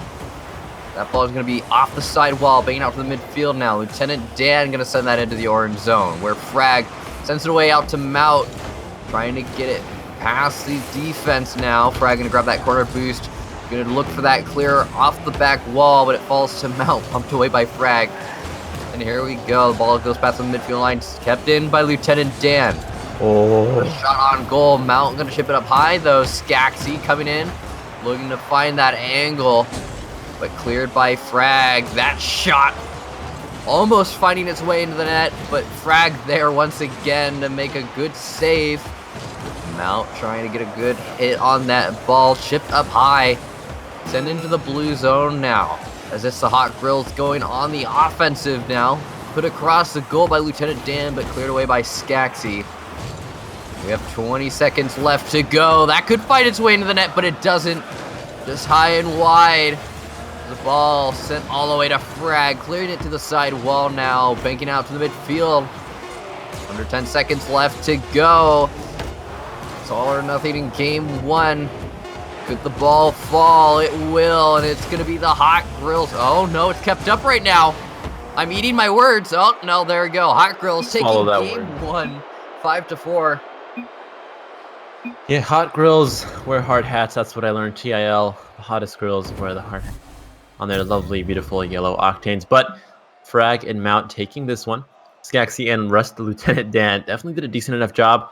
Lieutenant Dan does have a bit of a handicap, if you know what I mean. But it still worked out 5-4 in the favor of Hot Grills. So we'll see what they do, carrying further on into game number 2. But in terms of the stats, 11 shots from Hot Grills and a respectable 8 from TPR. So both teams did have offensive pressure going. They were able to put shots on net, but the save advantage for Hot Grills might have just done it for them. 5 saves out of the 8 shots they took. How does that make sense? 8 minus 5 is 3, not 4. So I don't know where that one goal came from, but it wasn't from a shot, which is interesting. Definitely. Well, we'll see if TPR can bring it back in game 2. It was a really, really close game overall. Hot Grills bringing it back later on in the game. A little bit surprising. You know, I kind of usually expect that when you have kind of dominance in game 1, and you're dominating for most of the game, I kind of expect, you know, teams to get shut out and look for the second game of the series. But the Hot Grills taking it back as we go into game 2, and it's going to be TPR looking to get game 2, force game 3. Hot Grill's going to be looking to game 2 as well. And 2-0 the series, but here we go. It's Mount going up for that. A hit from Skaxi. And goes in the wrong direction. Frag putting out for his teammate. Nowhere to be found, though, as Lieutenant Dan goes up for that one. Hitting it to Mount now. Making a drive downfield. Kept in by Skaxi, who sends it to the corner. Chipped up high. Mount trying to get it out of his zone. It's going to be Frag to Skaxi, who puts it in the corner now. Good clear. Frag putting it across their goal. Cleared away by Lieutenant Dan as we are reaching the 1 minute mark slowly but surely. Yes, Skaxi tried to play it down the wing for Lieutenant Dan to finish it off, and so far it's been working for them in last game. That's how they got a couple of their goals, but maybe they need to sort of expand their strategy, maybe go for more individual plays, because we have seen, especially in 2s, not so much in 3s, but especially in 2s, you have a lot more time to shine with those 1v1 mechanics. But there's another passing play. Skaxi almost finds the drop down on that one, but Frag now, instead of looking to be after the races, not going to find that one. Past Lieutenant Dan racing back in on his wheelchair. We have 3 minutes and 44 seconds left to go. Mount putting that all the way over to the side wall. Right to Skaxi, bringing it into the orange zone now. Lieutenant Dan looking for a center for his teammate or to himself, but Mount is there to send it away. Skaxi off the side wall now. Frag towards the goal. That shot looked like it might have been on target, but it was saved and cleared by both Skaxi and Lieutenant Dan. And now it's Mount going to spin onto that one. Getting a soft touch. Getting it past Lieutenant Dan. The mind games from Mount. Cleared away by Skaxi, though, as that ball looks like it could be on target. No, it's wide from Frag. So it was put across their goal. Up high, though. Cleared away by Skaxi. 2 minutes and 55 seconds left to go. Skaxi going up high for that. Frag sending it away. Gonna try and turn onto that one. Bumping Lieutenant Dan. That shot's on target. Saved by Skaxi. Frag now looking to play one forward, and we've seen this happen last game as well, where both teams just go in sort of a dry spell. Nobody's scoring anything. Both teams just sort of respecting each other for a little bit. Hanging back, not doing much, but there's Mount finding the EU ping finish for Hot Girls. 1-0 now at exactly halftime. Yeah, really good play by Frag and Mount. Frag putting off the side wall. Mount turning around, waiting for the ball to come to him and just sinking it into the goal. The defense nowhere to be found. We do have 2 minutes and 30 seconds left to go as we are past the halfway mark. 1-0 right now.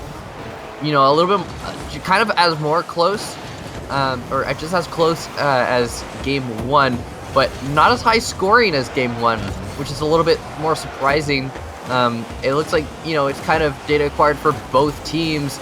But as I say that, making me eat my words, Russ Lieutenant Dan putting that one in the net, tying it up 1-1 with 2 minutes and 7 seconds left to go. Ooh. Yeah, Lieutenant Dan showing us that we don't know what to expect here because Rocket League games are like a box of chocolates. 1-1 now, 2:07 left on that clock. We'll see what happens. Lieutenant Dan definitely did a much better job of coming up forward. He didn't play his usual pass forward that we saw him do in the first game. He's much more aggressive, more comfortable, not afraid of rotating up like he was recently. So we'll see if he can keep that going forward throughout the game. And it might just do it for his side, but can't find that shot just yet.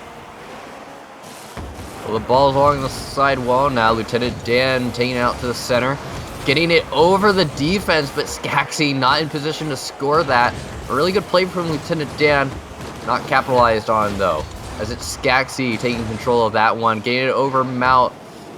Well, that ball's along the side wall once again. Frag gonna backflip into that one, putting it past the midfield line, but kept in the orange zone by Lieutenant Dan. Looking for that center. Stopped by Mount. Trying to prevent any damage now, as it is a tied game. Both teams looking to take the lead. It could be either one. Mount looking for the shot, but Lieutenant Dan clearing it away.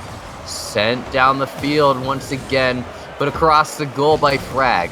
Mount off the side wall now. That could be a shot on goal if he could find the next touch, but he can't. Frag with a soft one right to Skaxi, who's waiting for it. Easy save. Mount gonna grab that side boost, trying to get it by Skaxi, but he puts it into the orange zone right to Frag, bombing that downfield off the back wall. No, off Lieutenant Dan, who bombs it down himself. With 45 seconds left to go, it's a really close game so far, Chimblade. Yeah, if anyone takes it, it's got to be Hot Girls if we continue like this, because they already have 5 shots on net and 4 saves have been needed from T-PRL. T-PRL, they're 1 goals from their 1 shot. So Mount and Frag have been doing so much more work here, Gnarly, and it's going to be up to who can finally break that defensive barrier onto the side, and it's going to be Mount, 2-1. 25 seconds left. How did he find that pocket? What? Mount with a nice hit. I thought Lieutenant Dan had that save, but no, it rolled right past him. Are you kidding me? How did you not make that? I'm actually surprised. 25 seconds left to go, and it's tied up once again, 2-2. Lieutenant Dan. What? He's getting a little bit of redemption for himself. Yeah, the game has been so back and forth right now, and you really don't know what to expect at all. I hate to go so deep into Forrest Gump puns, but I mean, it's like, what is this? It's just so back and forth. Both teams doing a good job. You think one team has it, the next thing you know, the other team is right back at it, onto their feet. They pick themselves up when they need to. Now, 15 seconds left. This is do or die. If we're going into overtime, do or die for Lieutenant Dan and his friendly neighborhood Skaxi. So we'll see what happens. 7 seconds now left on that clock. A possible overtime situation in hand. Frag needs to make the save, and he does. The ball is still in contention, though. Drop down, and we are in OT again. If TPR takes this goal, they head into game number 3. But if Hot Grills can seal the deal, they head further on into the semifinals of the tourney. Yeah, it is 2-2 now, and it's a really close game 2. The Hot Grills have game 1 under the belt. They're looking to score another one. That ball is a little bit dangerous. Mount off the back wall into the goal.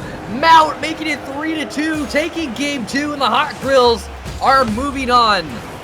Thank you. I want to see so much more Hot Grill action, but Mount again, just all by himself. Lieutenant Dan takes a bite of the chocolate, tastes the alcohol, and realizes he bought the wrong box because liquor chocolate's so disgusting. But Frag and Mount end up winning that one. Hot Grills take this one 2-0 in the series. GG's to both sides, and that'll be it for me and you, Gnarly.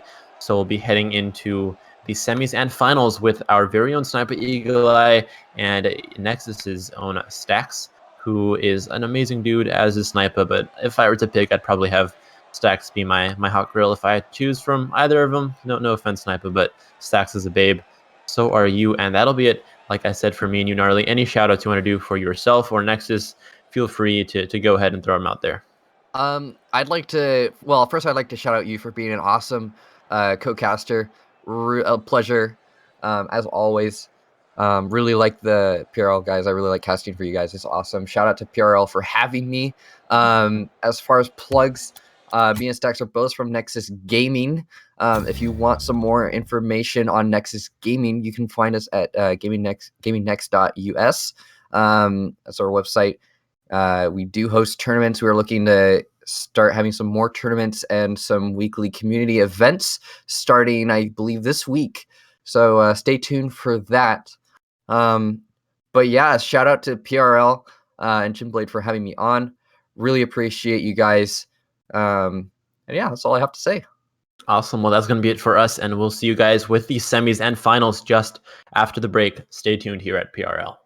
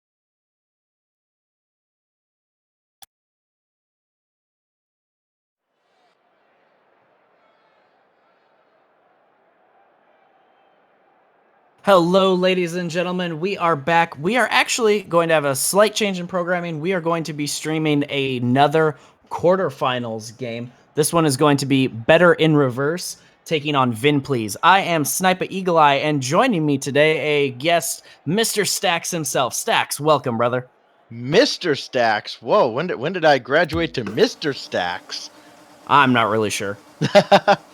No, it's been a good day though. It's been a good tournament as well, and our kind of new guy on the block here, Evil, has been absolutely awesome. The stream looks terrific, and the games have been very good as well so far, especially that last match. Absolutely, and the winner of this one is actually going to be taking on the winner of the last one, so we're looking at the same part of the bracket here. So if they've been watching the stream, they know what they're going to be up against if they win this one.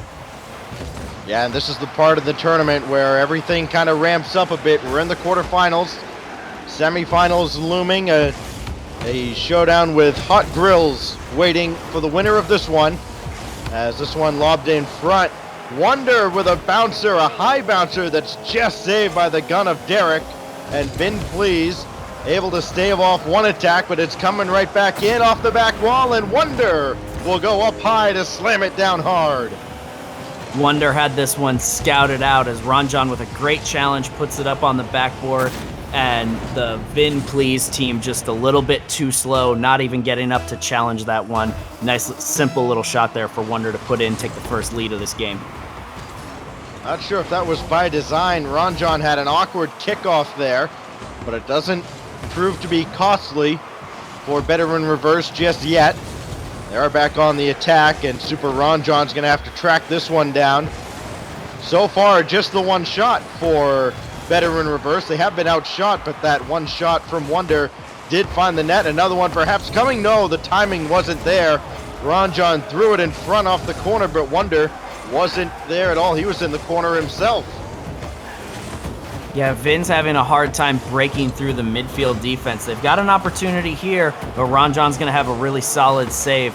They need to get something out of this opportunity because it's really the only one they've had here in the first minute and a half of this game. If Better in Reverse keeps on this ball control, they might not get another good chance like they just had. Pass up to the side there. Gun of Derek tried to catch up with it, but couldn't.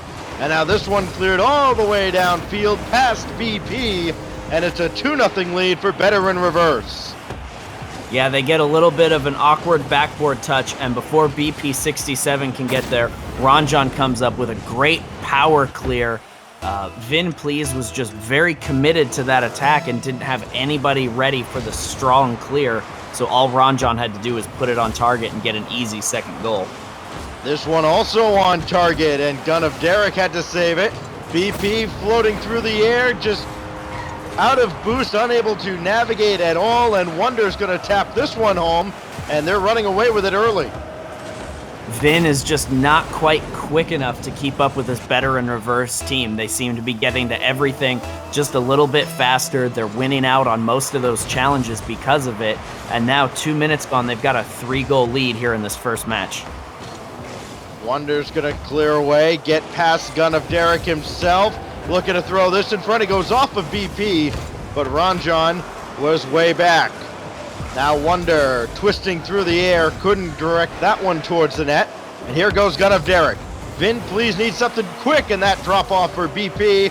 Follow up, not there either. And BP and Vin Please remain off the board early in game one. Actually, we're at the halfway mark of game one. Does seem to have kind of flown by a little bit, even despite the 3 goals. Yeah, they're just back and forth on possession a lot, and then these quick strikes coming out for Better in Reverse. Vin had the right idea on that last attack they put together. That would have been a really creative shot, but BP not able to get it on, and it hurts as now they've kind of conceded the possession back to Better in Reverse. Good touch from Gun of Derek there. An awkward save or block attempt left that in front, but no follow-up. Here's Gun of Derek stuffing that one in, needs another touch, and instead he couldn't get around on it, and that ball goes to the corner. Now Ranjan, one-on-one with BP, a race to the corner, and BP beat him there. That may not matter though. Gun not able to make contact. Wonder has all of the net to shoot at, and he puts it right between the eyes to perhaps put away game one. This Better in Reverse team is comprised of 2 Season 2 Grand Champions. And when you miss a ball right in front of your net like that, somebody with that much skill is going to be able to get there and take advantage of it. And that's exactly what we saw. Wonder picking up his hat trick there off of 4 shots. He's doing a really great job of almost every time he puts a touch on the ball, it's either towards the goal or it's a pass to Ranjan trying to set him up. These guys are doing a really good job of just handling everything that Vin Please throws at them. Well, now everybody's missing. It's finally Gun of Derek, one-on-one against Ranjan, and he's not able to juke him out there. And Ranjan makes the save, pass up to Wonder, and that one's sent away by Derek. All the way downfield. That one's going to be wide. Needs a follow-up, and it's not going to be there. Wonder will send that to the corner. And another good opportunity from Vin Please, but they're just not there to follow up the play. And as a result, they remain scoreless and may well remain so for the rest or what's left of game one. Vin's losing this one through a combination of not being able to keep up and some very unfortunate misses. You know, everybody misses the ball sometimes, but they're doing it at just the worst times with the ball right in front of their net or when they've got a good scoring opportunity. And then the pace of play, they could have followed that shot up and gotten a second attempt off the rebound that should have been a goal, but Wonder's pace let him get there first and clear it away. And Better in Reverse is just going to kill the clock out on this one. We're going to end in 4-0 right here as soon as this touches the ground, unless something crazy happens. So Vin really needing to pick up the pace if they want to make something here out of game 2. Well, I think that last sequence at the end of the game, too, kind of described exactly how this game went for Vin Please. They were both up, and they both put that ball off the backboard above the crossbar and weren't able to find the net. Story of their life in game 1. The good news is game 2 is completely different, and they can kind of brush themselves off and try again. Interestingly, Vin Please actually putting on more shots than Better in Reverse. They took 7 compared to Better in Reverse's 5, but Better in Reverse pulling out 5 total saves, meaning Vin Please put 2 off target, and that's just not going to get it done when you can't get the defense cracked. You're going to have to do something creative, which they tried a few times, but nothing really came out of it for them. They're going to have to do a little bit better job with their creativity if they want to get back into this one. Now, we should have our heat maps coming up here in just a second. If you look, very defensively minded from both teams, except Gun of Derek. He's got a little bit there back in the defensive end, but for the most part, everybody all over. And we're going to get right into our game 2 here. Do you think Vin has the chance at the comeback, or is this one going to be nothing but Better in Reverse? Well, the shot quality was certainly better in Reverse, and I think that we're looking at a sweep unless, we see much better defense from Gun of Derek and BP. They've got to keep Ranjan and Wonder out of the middle of the field, make those passes in from the corner, and you've got to cut those passes off. We get Absolutely. Waiting for those passes to come through in front of your goals, not the type of thing you want to do with this Better in Reverse team being as good as strikers as they are. And there it was. BP67 needed to get that ball thrown into the corner, and he wasn't able to do it. He just kind of popped it straight back up, and Ranjan gets way to the right of that ball and lets him get the tight angle to put that one in 27 seconds into game 2. Well, that time it wasn't Better in Reverse making a good centering pass. It was just kind of left there by Vin Please for them to slam in. And a very quick 1-0 lead. Wonder looking to add onto it with that centering pass. Ranjan couldn't make contact. And Derek with a good first touch, but Wonder beat him to the second. And it's going to be cleared away. Wonder got that past BP and Derek. Can he get one more touch here for Ranjan? He does, but the shot goes high. Counterattack from Derek. That's going to need another touch, and instead it rolls up the back wall. So close, but so far away for Vin Please. It isn't like they haven't had opportunities. They've just been off by the slimmest of margins.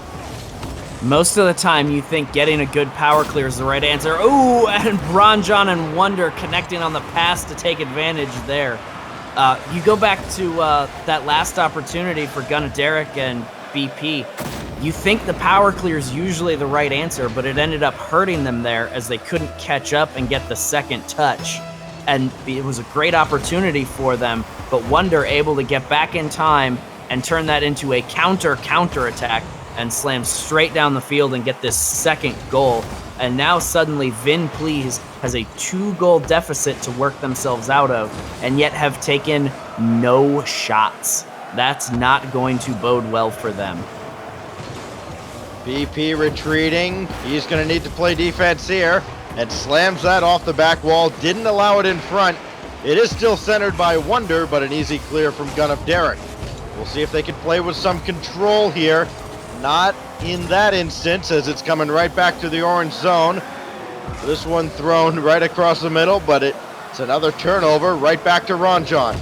To Wonder. Back to Ranjan. No, what a great clear by BP. And he's going to make the save. Just able to recover from the back wall of the goal. Oh, that's going to kick off of Derek and in. Wonder credited with his second goal. And it's just one miscue after another, and really bad luck for Vin Please. BP doing a great job back there defending the shots from Better in Reverse, but what he wasn't ready for was having to defend a shot from the gun of Derek. Really just an unfortunate touch for Derek.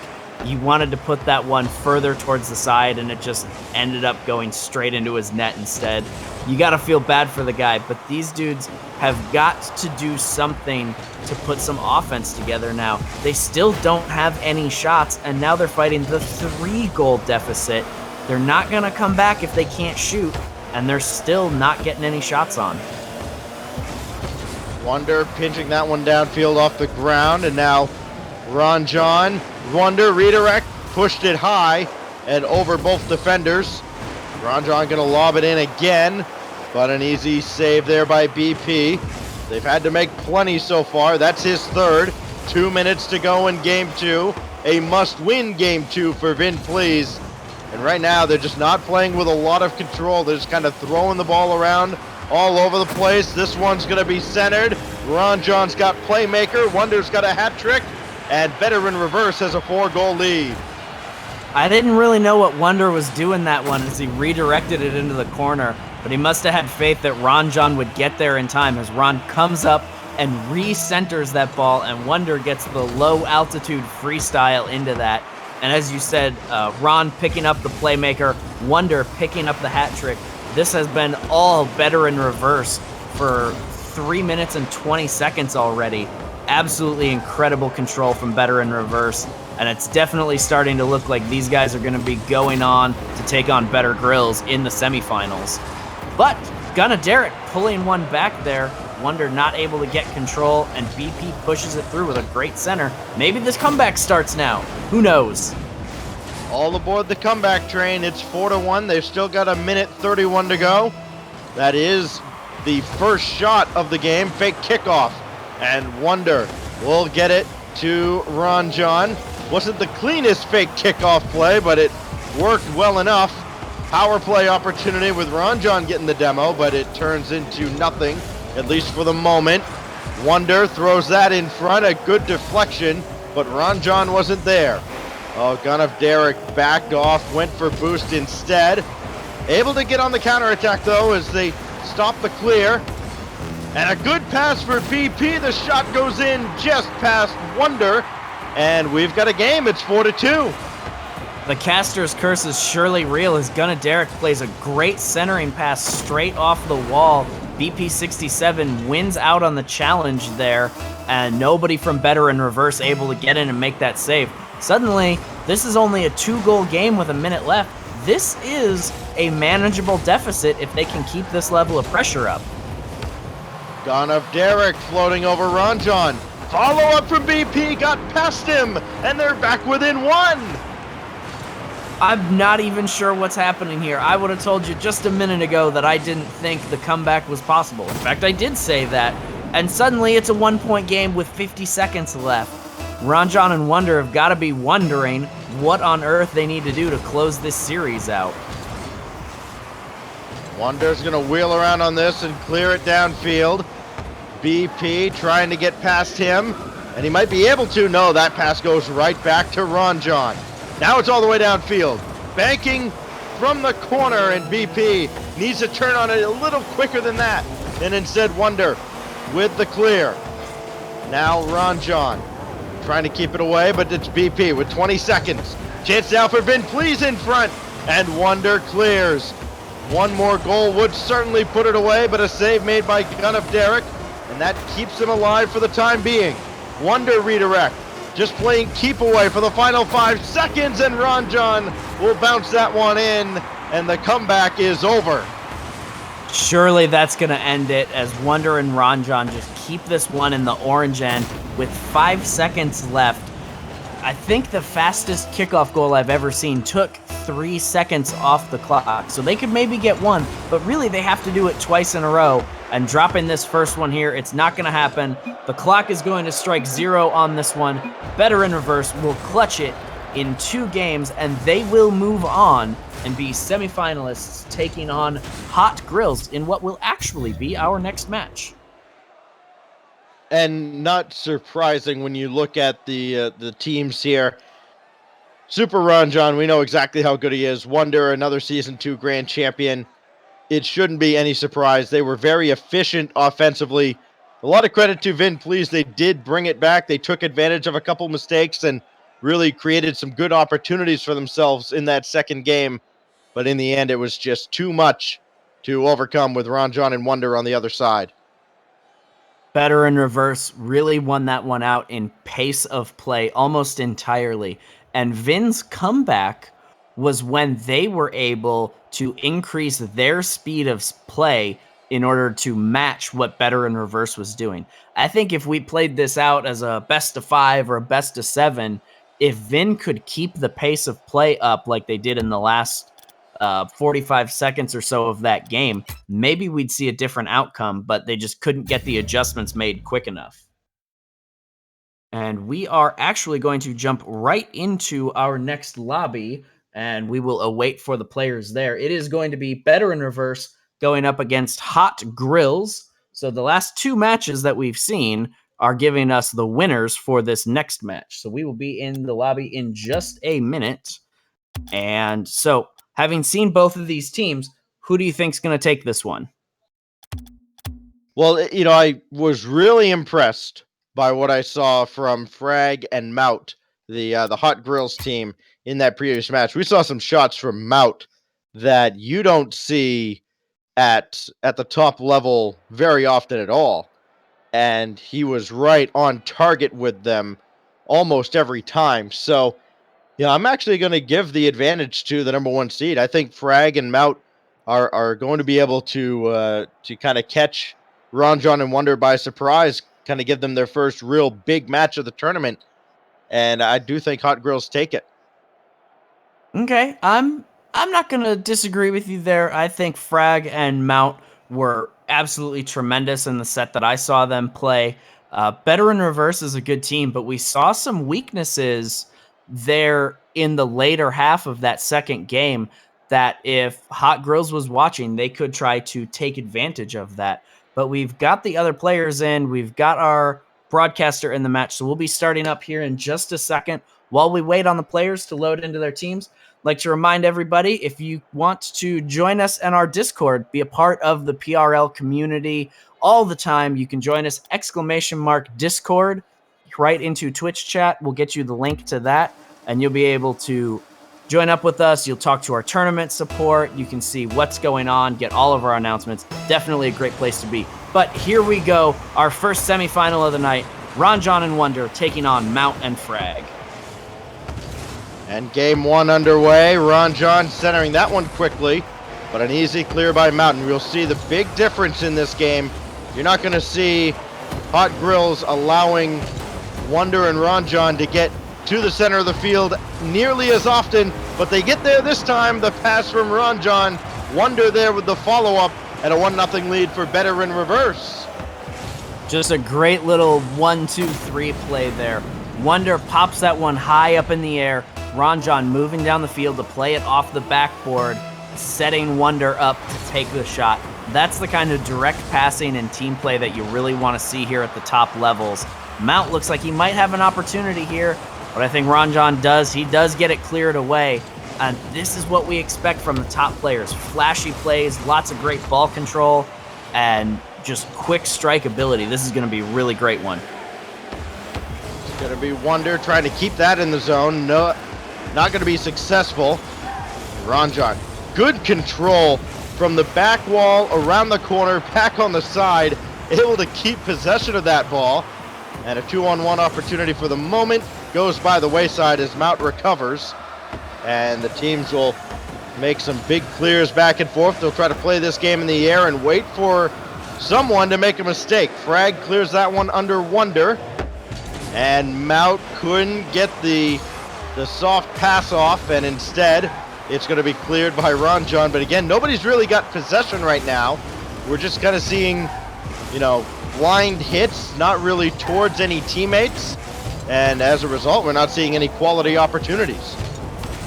Absolutely. We've got a lot of back and forth going on right now. Only one difference a shot, and it's actually in favor of Hot Grills. Wonder trying to get one on there, but it's going to be saved by Mount and cleared by Frag. They're actually the aggressors here. They've got more of the shots, but they've got the slight ping disadvantage here, and Ranjan and Wonder's pace of play is set up to take advantage of the ping disadvantage. You have to be very quick in order to deal with that, and even just the slightest little delay between what you do and what you're trying, not going to help. But Mount pushing that one through. Ranjan went up in the midfield trying to put a stop on this one, but he didn't get a great touch on it. Mount able to follow it through and secure that one. 2 minutes down now. We are back to an even match here in the semifinals. Could be part of that adjustment period for Ranjan and Wonder. They're really finally playing against another pair of top players in Frag and Mount, and that kind of sloppy from Ranjan in the middle of the field. He got punished for it. Mount looking to center this one, and much better defensively from Ron. Here's a follow-up from Frag. He'll try and center successfully, as there's Mount to retake the lead.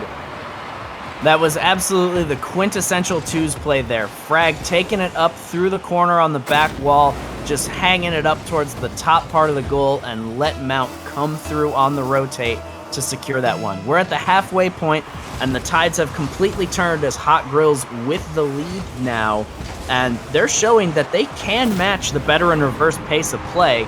But Ranjan with the kickoff goal, showing some great control, winning out on that challenge there, making the good read, putting the easy shot on.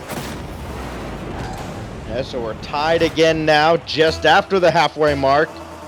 The old kickoff goal, the great equalizer here in this semifinal, rears its ugly head, and it's Wonder having to get full boost, and a good touch to get past Mount. Another one to get by Frag. Mount's got to race back. And he's not going to get there, but that shot just went wide. Ranjan couldn't stuff it home, and it will go back downfield, and Frag won that ball. Wonder off the back wall. Mount looking to center, and he does, but it's going to be cleared downfield over Frag and inside the dotted lines, and Ranjan puts Better in Reverse back ahead. Ranjan did this in the last matchup as well, just waiting for an overcommitted offense and then putting on a power clear right towards the center of the net. There was nothing Mount and Frag could do to that. They were trying to take a lead of their own and got overcommitted to offense, and it ends up biting them in the butt as Ranjan with a power clear scores it. They've got the lead now. We've got under 2 minutes left to play, and this one is so back and forth, I'm not even willing to put a prediction out right now. There's too much time left. Mount able to win that ball, and he leaves it for Frag. Frag wisely just getting boost. Everybody's got boost right now, and this one going off the back wall for Wonder to clear. Not a great clear, though. He gave it right up to Mount, and Ranjan didn't need to get the touch, but he did with that ball right near the post, just making sure to make the save. Now Wonder going to try and clear this away, try to hold on to this lead for another minute plus. Left off for Frag, and a drive off the back wall. Good clear by Ranjan. And that's the difference between teams at this level and everybody else. But here's Frag flying in on the miss from Wonder, and we've got a tie game again. These guys just so talented, every single one of them. Mount winning that challenge out in the corner, sets Frag up. Wonder's got to be kicking himself through his chair right now as he needed that touch, and he just doesn't get it. Tie ball game, 1 minute left. This is going to be another kickoff goal in favor of Frag this time, and now we've had another momentum shift. Mountain Frag, the Hot Grills, are now in charge of this one. Both teams now have a kickoff goal, so we're all even, except now the score reads 4-3 in favor of Hot Grills. They've got to hold on for 58 seconds. They might get another one. Oh, Wonder got up there to bump Frag in the air, and it was critical that he did. Now Ranjan able to get past Mount, but Frag is going to track this down. Good soft touch to send that away as Ranjan went high and Frag played it right under him. Mount looking for Frag, and a good stop by Ranjan. Down to 30 seconds. Sent around by Mount, stuffed along the back wall, but he couldn't get it on target. Quickly onto this again with 25 to go. Just playing keep away right now, and it's going to pay off as Frag completes the hat trick, and it's 5-3. Frag's shot there was a beautiful, fairly straightforward shot. Go up, pound that one into the net. But the incredible part of that play was Mount's recovery after he brought that one in front of the net there. He landed just perfectly behind that ball to set himself up for the back pass there. That was an absolutely phenomenal play that you only see from the highest levels of Rocket League. And now they are up by 2 goals with 10 seconds left. Ranjan and Wonder need a goal right now if they want back into this. They have run out of time unless this goes in, and then there's a prayer, but there it is. Mount with one more stop. And when the clock hits 0, the ball hits the ground. Hot Grills will take game number 1 in this best-of-3 semi. Absolutely, and the scoreboard, a little bit deceiving with the 2-goal lead there. There was really almost nothing separating these two teams for really the entirety of the game. They traded leads back and forth over the entire thing. We see 10 shots coming out from Hot Grills to 7 shots from Better in Reverse. More saves coming from Better in Reverse, and just a really evenly matched game right now. Too close to call in either direction. We're going to go ahead and throw this one over to the heat maps, and we take a look at them. We see a lot of what we expect to see. Strong highlighting in the defensive areas of play. We see Wonder going through the middle a lot. He really liked that over-the-top aerial play in the middle. We see Ranjan just all over the place. Ranjan refusing to sit still. What do you notice on the Hot Grills side of things? I noticed that the heat map you are looking at doesn't appear to be the one that I'm looking at, unfortunately. I still see the old game. Rip me. Or possibly rip me. But everybody's loaded in. We're going to get right into game 2 instead of dwelling on that one. You have to make a prediction. Are we seeing a game 3, or is this one going to be over here and now? I do think we see a third game. Like you said, there's nothing between these two teams. I think you could flip a coin all 3 games and come out with a similar result. And I think that Ranjan and Wonder's kind of data acquired. They're going to come up with something that they saw in that first game, something that they can improve on their own end as well. And they will come away with game 2. At least that's what I'm thinking will happen.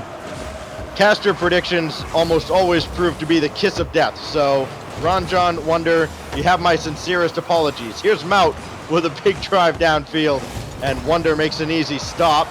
Counterattack isn't there, and we're going to see that, like we saw in game 1, both teams getting big clear after big clear, and you're not going to see any quality opportunities until one team is able to get a pass to a teammate. As right now, that one in front but sent away by Frag. We're seeing exactly what you expect from top-level play right now, a feeling out period, and the feeling out period definitely over. Frag on the solo play, running this one down through the corner, gets a great bump on Wonder there, takes the real tight angle, smashing it all the way against the back post over Ranjan's head to take the first goal here in Game 2. Not looking good for Better in Reverse in a game they have to win. Mout gonna roll this one along, and Ranjan has a chance to maybe set something up for Wonder. Got over the defender. Wonder trying to get in position, and Mout beat him to the spot. Wonder had to kind of circle around in front of the goal. Wasn't really in a good position, unfortunately, and it remains a 1-0 lead for Hot Grills. They're looking to add on to it, though. There's Mout, and didn't get a great touch, and it's sent away. And Ranjan, 2-on-1 opportunity, perhaps. Mout trying to run interference, and Wonder saw it coming, avoided the demo, but it does disrupt the offense just enough, and Mout will get one on the counterattack, and a quick 2-0 lead for Hot Grills. A bit of a missed opportunity here, as a direct pass from Better in Reverse could have gave them a goal there. Instead, they concede possession of that ball, and Frag and Mout run that one all the way down and take the 2-goal lead here at 3:25. If this keeps up, they are going to close this one out in a commanding fashion. That last game was very much back and forth, but things swung in the favor of Hot Grills towards the end of that, and that momentum is continuing on right now. They had a fantastic save there. That one looked to be in all the way, but the save coming through so clutch from Frag. And this one is almost starting to look a little bit lopsided right now? Question mark? Well, you're never out of it when you've got guys like Ranjan and Wonder, and there's Ranjan putting Better in Reverse on the board, popping that one over Frag. Ranjan doing it all by himself, plays it off the wall. Frag going towards the center of the net there. Ranjan could have taken that shot anywhere he wanted. He decided to put it at the near post, thinking that Frag would keep his momentum going forward. If he'd shot it at the far post, Fraggermount would have been able to boost into that one and maybe make the save. But by shooting at the near post, you force your opponent to try and stomp on the brakes and then get the backflip, and it's entirely too hard to do that sometimes. Really great shot placement there from Ranjan. Wonder stopped by Mout, right place, right time. 2-on-1 against Ranjan, and Ranjan got a second touch there on the corner. I don't think he wanted it. Frag doesn't mind. He makes it 3-1. Ranjan just needed to do a better job there. He didn't get the second touch that he wanted, and instead leaves that one set up for Frag. A Season 2 Grand Champion can hit that angle if you give it to him. That's exactly what we saw. We're past halftime now. Still a 2-goal lead for the Hot Grills. Frag looking for another, and Wonder just barely got the nose of his car onto it. Another one coming in that Wonder is going to track to the corner. Bringing it back across now. Ranjan with plenty of boost. He's going to float one up, and a demo from Mout kills off the attack. Here goes Mout again. Mout has actually played a big role in this game. He doesn't have as many points as his teammate Frag in the in-game scoreboard, but his bumps or his interference has been a huge factor. Wonder had one in front. Ranjan also did. They both got in each other's way, and it remains 3-1. Better in Reverse might be getting a little desperate at this point. It wouldn't surprise me if they were. They're in a bad spot right now. They're behind 2 goals, and if they don't come back and get a win here, they're going to be going home. The winner of this set going to our finals, obviously, but the winner of this game, if it is Frag and Mout, sends Wonder and Ranjan home, and that's not what they want. And when you're down, you got to start getting creative, and if it doesn't pay off, you kind of look a little bit silly. Good pass in front here. And more pressure from Hot Grills. They have a 3-1 lead. They're not overextending at all, but Wonder able to start an attack perhaps. Ranjan, oh, he got beat out by Mout. And now it's just Wonder. Mout, really, you see in football, guys just got to step over a ball with a defender in front of him. That's exactly what Mout was doing, and it killed another 5 or 6 seconds there. more valuable time off the clock that Veteran Reverse can't spend trying to get these 2 goals they need. It's something that you love to see from the top level teams. They'll get in control of a match, and instead of going all out, taking risky plays, they will slow the pace of play down and keep control of the ball and just sit there and frustrate their opponents. And that's what we're seeing right now from Frag and Mount. They're doing a great job. The clock is striking down. Frag with a monster slow air dribble. This is 3-2, and that is going to be it, ladies and gentlemen.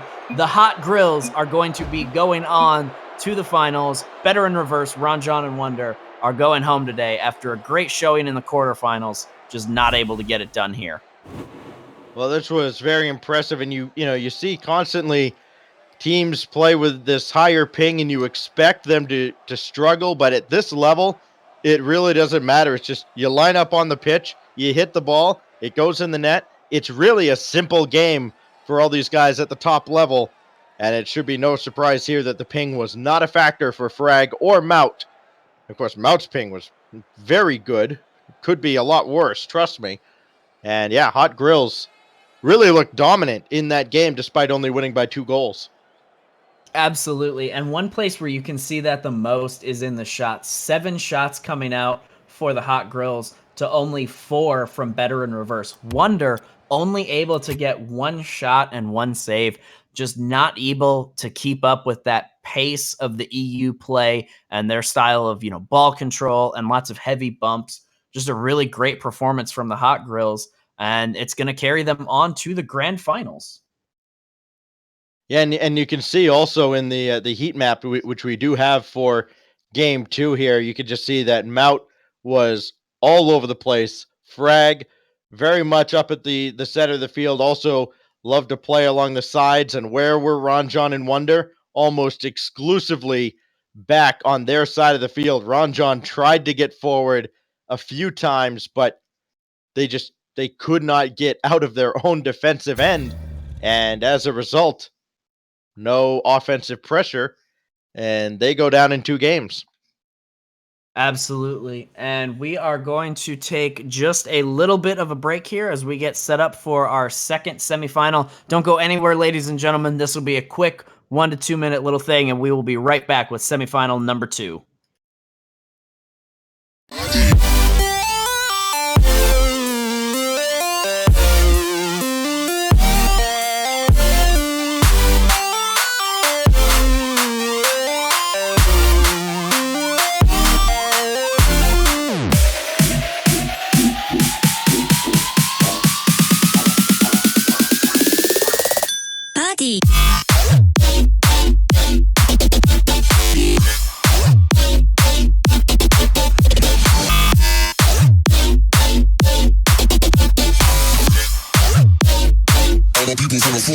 Party.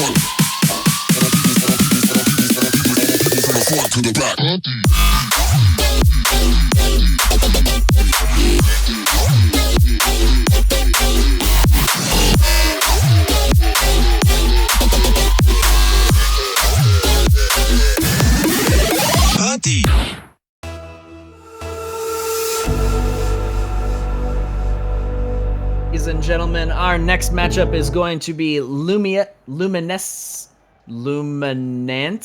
taking on Helicopters here in our second of the semifinals. The winner of this going to be taking on Hot Grills in the grand final for the $100 prize. The players are getting loaded up. Let's get this one started. Yeah, we've got all EU players in this one. You see the fantastic pings on the Europe server. And of course, on the Helicopters team, just for Tog, we have Kivo! Alright, it would be the only time, I promise. Here we go, game one underway, and this one slowly rolling towards the Helicopters goal, but it is cleared away by Kivo. And now charging Dingle is not going to get a touch on the corner. That's going to set up Luminance. Fairy Peak going up the ladder, but met by Kivo. Now charging Dingle on the counterattack. Helicopters out to a 1-0 lead early. Kivo set that one up with a strong clear up above his goal, and there was nobody back from the Helicopters in order to do anything with that. Dingle gets a nice easy shot to put Luminance back up on top for the first time of this match. Yeah, the teams seem a little off on either the overlay or the in-game scoreboard. Either way, Kivo will score here, and it's a 2-0 lead.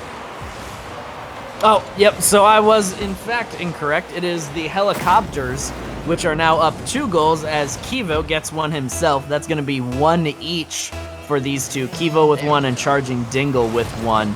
30 seconds gone and 2 goals scored. This is surely going to be an action-packed rock'em sock'em match between these two titans here. Fairy Peak with a big demo. It's Farah against Kivo, and Kivo made the save. Now charging Dingle downfield. Got the boost. Stuffed that past Fairy Peak, but Farah is going to be the one that makes the clear. Backing down off the ceiling. Dingle will bring it back in, looking to play it himself. In front across the middle, and instead Farah will clear that away. But a lot of pressure early on for Helicopters. Farah and Fairy Peak have not been able to get anything going. They do have the 2 shots, but you've never really thought that either of them had a chance to go in, and in fact one of them was just kind of a slow roller that wasn't really a shot other than the game said it was. Here's a good shot though. Kivo with the save off the crossbar. Best opportunity for Luminance. It goes by the wayside for the time being, and Fairy Peak's denied by Kivo again. A little bit of a momentum shift here has Luminance in charge of this ball on the blue side of the field. It's been really back and forth. Fairy Peak getting robbed by the crossbar, but he's gonna be there for the second touch after that one hits the post. Now back to 2-1. And we saw a lot of ball control coming out from Helicopters in the first stage of this match. But now Farah and Fairy Peak are doing a better job of winning these out in the midfield. And that midfield battle paid off and set them up for that goal there. Now it's a question of how do Charging Dingle and Kivo fight back into this one. Kivo playing that one in. That's going to bounce way up and away. And Charging Dingle charging in for a 3-1 lead. And that's exactly how they intend to read that one back. Kivo plays it off the backboard right in that corner there, so that as it goes through, instead of rolling up the wall, it actually bounces off the corner, setting Charging Dingle up for the aerial there. Really well executed pass and shoot there by the Helicopters team. Kivo gonna have another opportunity, but Farah denies him. Fairy Peak gonna come clear this one away. We'll see what happens now. Farah needs to get another touch to send this downfield, but not able to get by Kivo. Now Fairy Peak looking for full boost. Fortunately for Fairy, it spawned right there. Got another one in the corner. Pop this in front. Farah put it off the corner. Just off the corner of the goal there. It hit the back wall. It's sent away all the way back downfield. And Luminance has to retreat after they'd set up shop right in front of the blue goal. They've got to work to get the ball back downfield and through Kivo and Charging Dingle, which has proved to be rather difficult so far in this game. Yeah, Kivo and Charging Dingle gave up a little bit of pressure there in about the second minute or so of the game, but they're doing a good job of coming back. Charging Dingle ending that dribble in style with the demo there. Fairy Peak not able to get a shot back on it. They're back on the defensive side, and then they clear it back down to the offensive side. They're just doing a good job of getting in the way and playing a very disruptive style, and then when they see their opportunities, they run down and put on well-placed shots. It was working out really well for the Helicopters, who are actually behind in shots, but ahead in goals.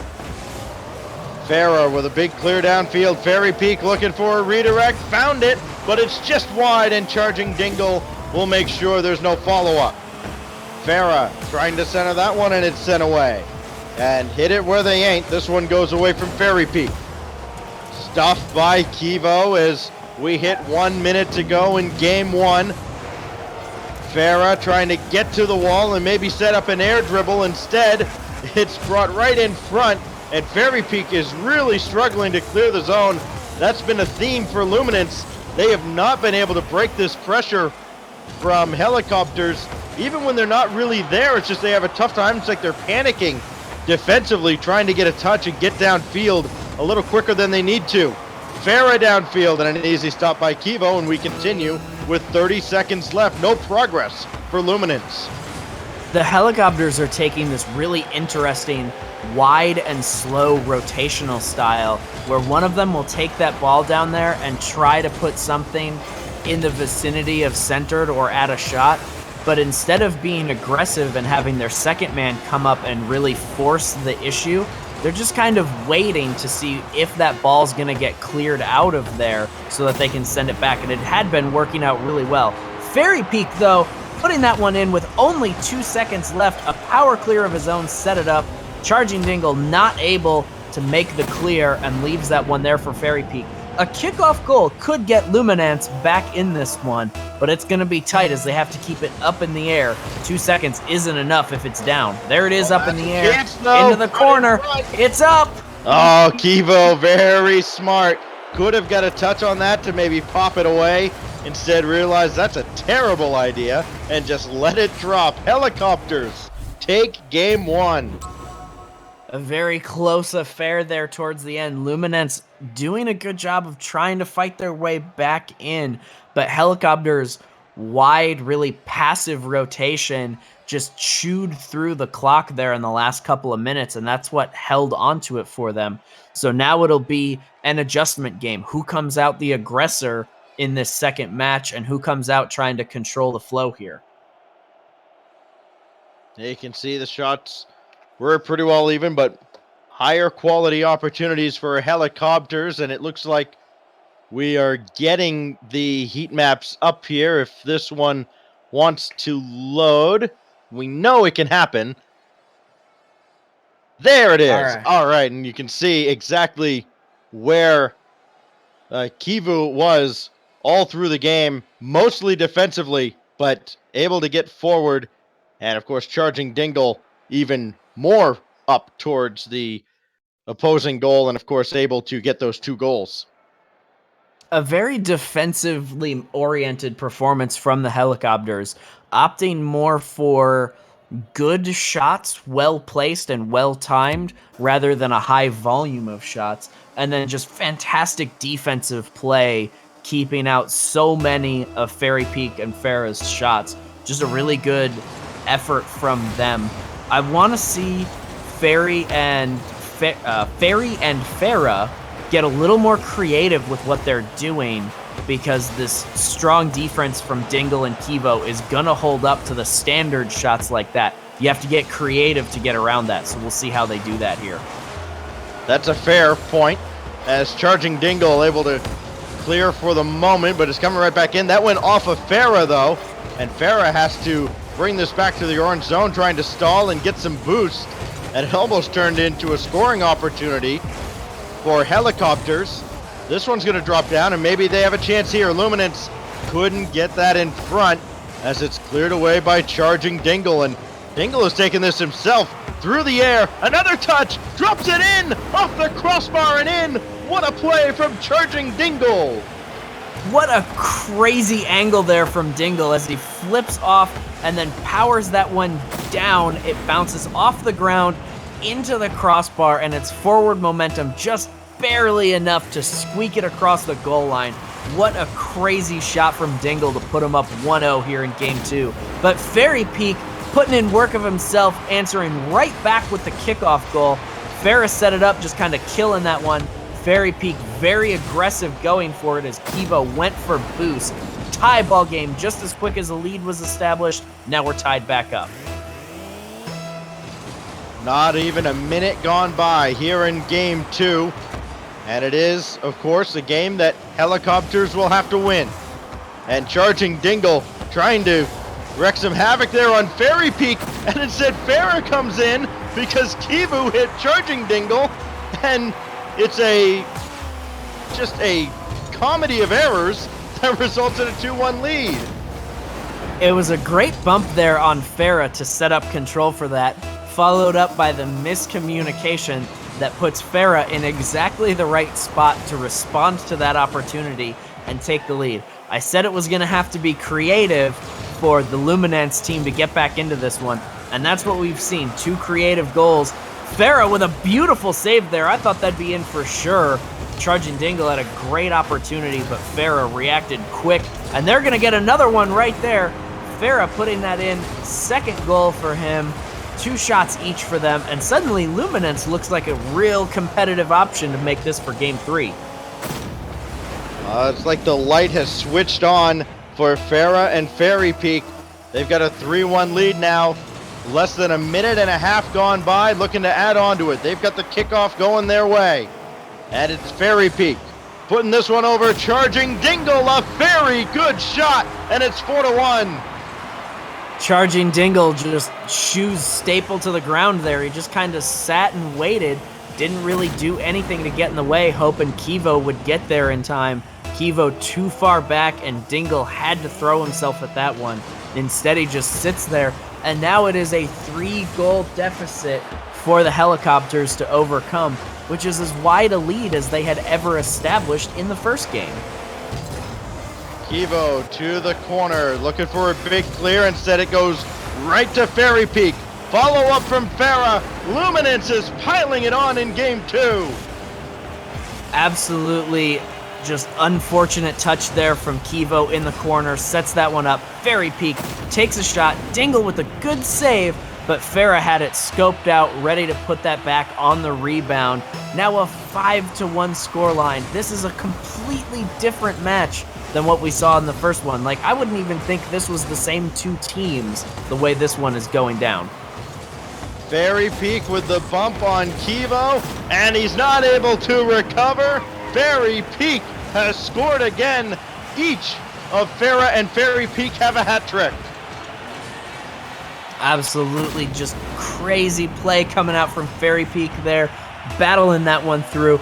And we are not even through the halfway point of this game, and we are already at a Brazil setup. This is absolutely crazy performance from Luminance. They say, we'll drop 1 game, but we're not going to let this happen twice in a row. Fairy Peak denied by the crossbar there. Had a great little opportunity, but Charging Dingle going to be able to clear this one away. We're coming up on the half now. What do the Helicopters need to do to fight back into this one? Not this. Fairy Peak twisting down the field. Brazil confirmed before the halfway mark. You know, if you get a Brazil before the halfway mark of the game, that vastly increases the likelihood that you could see a double Brazil before the end of the game. Math confirmed here on Pro Rivalry League. Here goes Fairy Peak looking for an 8th goal, taking his time. Tight angle shot, followed up by Farah. Good Lord, they're dead already. You know, if they keep this beating up, we're going to have to take this off the air. You're actually not allowed to broadcast hate crimes in the United States. and this is just absolutely absurd. We've got 12 shots from Luminance right now in 8 goals. They're just absolutely going off right now, and we just passed the halfway mark. We've got 9 goals in this game. Here goes Fairy Peak again. Looking to play this down the corner. Charging Dingle with a clear, but not very far. And this one dropped right off of Farah, and Charging Dingle just got a piece of that one. Here goes Kivo against Fairy Peak. Looking to bring one back, and instead it's cleared by Fairy. Charging Dingle throws it back in front. Kivo is there, but Fairy might have gotten the way, and Farah will clear this away. Counterattack for Luminance. Downfield. The broadcaster has indicated this may be intended for mature audiences. This is absolutely insane. Farah reads that off the wall beautifully, then puts a great long shot down, just far enough into the near post that nobody could get there to make the save. But it still bounced off that post. If that had been just a little bit more to the left, that would have gone out. Just inch perfect shot placement there from Farah. These guys are absolutely going insane right now. 9-1 with a minute 30 left. Charging Dingle gonna lob this one in. I'm sure that Helicopters want to forget about this one and just get to game 3 as quickly as they possibly can. But for Farah and Fairy Peak, this is about sending a message. They got beat in game 1, so fortunately Helicopters have that going for them. But they are really sticking it to Helicopters here in game 2. Farah over 1, Charging Dingle drops it off for Fairy Peak, right between the eyes, double digits for Luminance. And that's Farah picking up the Playmaker Award there as Fairy Peak gets his 5th goal of the match. We're now at 15 shots for Luminance to 10 goals. The Helicopters have only made 1 save, which means they are just not getting in the way of these shots, and Luminance can just shoot with impunity right now. Target practice continues. Dingle makes a block there. Fairy Peak over both of them. It's all ones on the scoreboard. 11-1. If you wanted to see a team score 15 goals, you might have come to the right place. No. 14 goals is what we're looking for. We need 3 more from Fairy Peak and Farah, and Dingle and Kivo will have to scrape one out as well so that we can have our double Brazil. G2 couldn't even do this last night during RLXL when we didn't have goal resets. This one off the backboard, and it's left alone. Maybe a show of mercy from Farah, not onto that one. Kivo looking to center, and it's cleared away by Farah. Final 25 seconds gonna tick off here, mercifully so for Helicopters. Again, they want to get to game 3 and pretend this one never happened. 15 seconds left, and the numbers are staggering on the scoreboard. 17 shots for Luminance, just 5 on the other side for Helicopters. If I didn't know that Charging Dingle and Kivo were excellent players, I would be sitting here in absolute astonishment that they were able to make it to the semifinals and be competitive in the first match. But we know these guys are great players. Really what we saw was Luminance just go absolutely insane here in game 2, making all the way sure that they could force a game 3. And as you say, the stat line, just an absurdity. 17-5 on shots. Luminance getting more save than Helicopters, even though they were on offense more times than not. 6 assists for Luminance. Just, these numbers are silly to look at. You know, I don't even think we need a heat map. I could go into MS Paint and just paint the entire blue side of the field green to show you exactly where Farah and Fairy Peak were for that game. That was, in a word, brutal. I actually want to see the heat maps just because I want to know how much blue or how much green and blue is going to be on the blue side of the field. Charging Dingle has said he has taken his controller back from his cat, so hopefully we'll see a bit more competitive of a match here in Game 3. I can't believe that's true, but all the same, 11-1. That's going to be a hell of a mountain to overcome.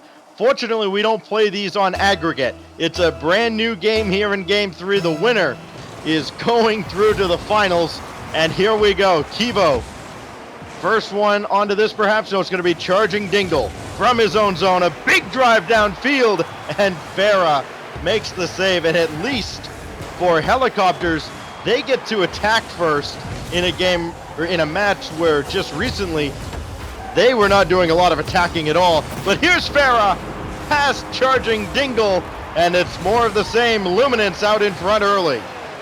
Sometimes getting that first attack of the match isn't always a great thing, as all it really did was let Farah rack up a beautiful save and then set himself up on the great counterattack. It only took 21 seconds, and Farah's looking like he's about to go all the way off again on this one. Oh, what a save from Kivo! But it's Fairy Peak on the rebound, and Charging Dingle saved that one too. Kivo all the way downfield. They need to get something going right here. All of the net to shoot at, and Charging Dingle put it about 6 feet wide. Here goes Fairy Peak on the counter. Off the back wall. Kivo just goes flat on the crossbar, but there's no follow-up, and Farah doesn't appear to be moving. That's going to go in. Kivo ties the game somehow. Not entirely sure what happened with Farah there, as he just kind of sat. He wasn't moving at all. And there he has, in fact, disconnected. But at this point in the match, with 2 goals scored, we actually are not going to be getting a reset as far as I know. They're going to have to play this one out unless we hear other words. So Fairy Peak, with the tie ball game, is going to have to defend the 2-on-1. That's a tall order. Farah has rejoined the match, back on his side. I'm going to jump on with him quick. He is moving, so this one, no damage done from the disconnect other than that tie. We are back to evenness. We've got a minute and a half played. Fairy Peak with the dribble, flicks it up, but off the crossbar. Farah going to have a chance of his own, but not before Charging Dingle clears it away. So it should be noted for the purposes of stats, Farah has just scored for the second time. The stats reset on the reconnect, but either way, it's a 2-1 lead for Luminance.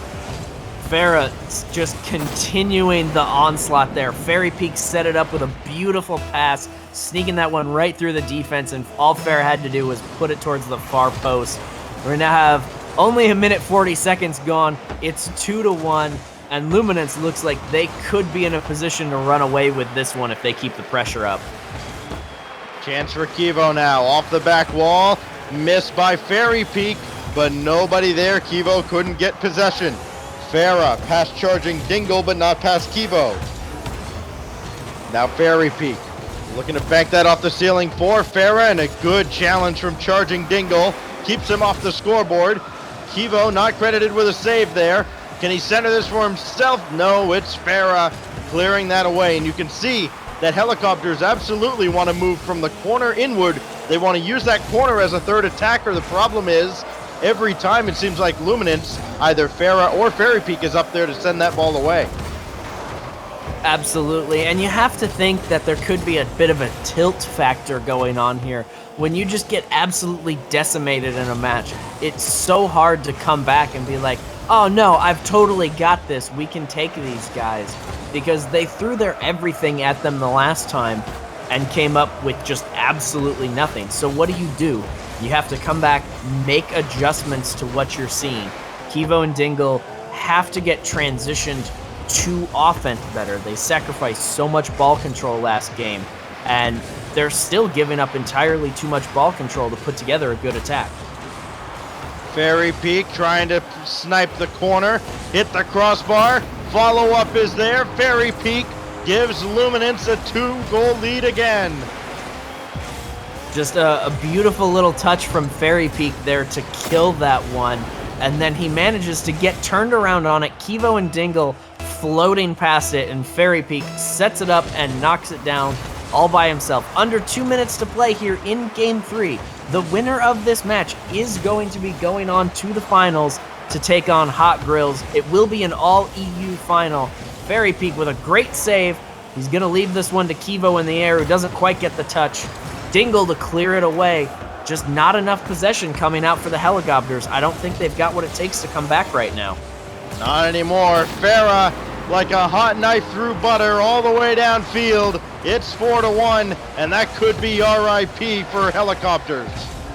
Farah with a beautiful little flick there to get it past the last defender. Keeps it nice and slow so he can get up and get the second touch then to redirect it towards the goal. We could be seeing the Brazil here again. 1:20 is not a crazy amount of time to score 3 goals if Farah and Fairy decide they want to do that. Really does seem like it's a choice at this point. Farah stuffs that to the back wall, and here goes charging Dingle. Something has got to change for Helicopters. It's got to change right now. Popped up by Fairy Peak, and Kivo just barely able to get a touch, but it only delays the inevitable. This one's coming back into the blue zone, and now you can actually see Luminance. They're not overextending at all. They know this game and this match is over. They may want to save some goals for the finals, but Farah gonna bank this one in anyways, and charging Dingle beat him to it. But it's time is very much against them. Kivo gets blocked. Charging Dingle with the follow. It is not over yet. They've got 33 to go. Kivo's got to be going like, what on earth happened as Fairy Peak was able to just kind of fall into making that save. But it was all right because his partner had him. 33 seconds left. They could still fight their way back into this one, but they're going to have to keep the pressure on. Dingle going up, getting the quick shot, but Farah making the save, clearing that danger away. Kivo keeping the pressure on. This is anyone's ball game right now if Kivo and Dingle can keep the pressure up. Yeah, Kivo's got to have it right here. Instead, kind of got faked out by that miss from Farah. 10 seconds left. They're only holding on to a prayer at this point. Kivo needs to get downfield quickly. 3 seconds. If this is on target, they've got a chance. They don't have a chance anymore. Luminance gets beat in game 1, and then they dominate the rest of the way, winning by 10 goals in game 2. They win here in game 3. They're headed to the finals. Helicopters looking like mostly the aggressors in this one. They took 9 shots over Luminance's 7, but Luminance just defensive powerhouses again. 6 saves, savior medals for both Fairy Peak and Farah, just doing enough on the offensive side to take care of business. And this one is going to go down in favor of Luminance. They will move on and take on Hot Grills in the finals. We are going to cut to just the tiniest little break while we make sure to get Luminance into our next lobby, and then we will be right back with our grand finals.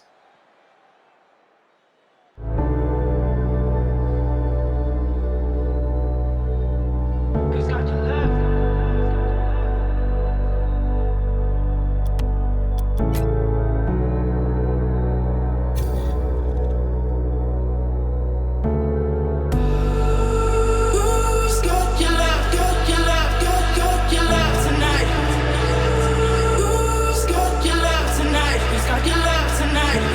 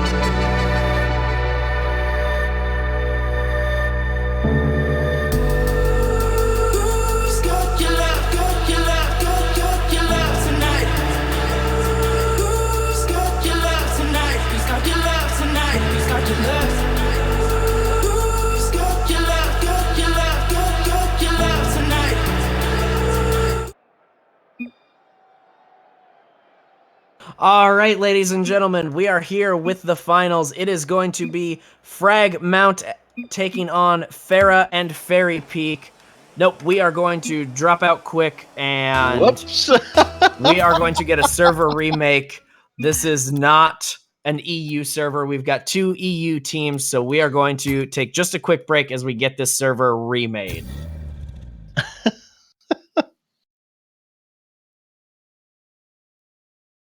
Who's got your love tonight? Who's got your love tonight? Tonight, tonight, tonight, tonight, tonight, tonight, tonight, tonight.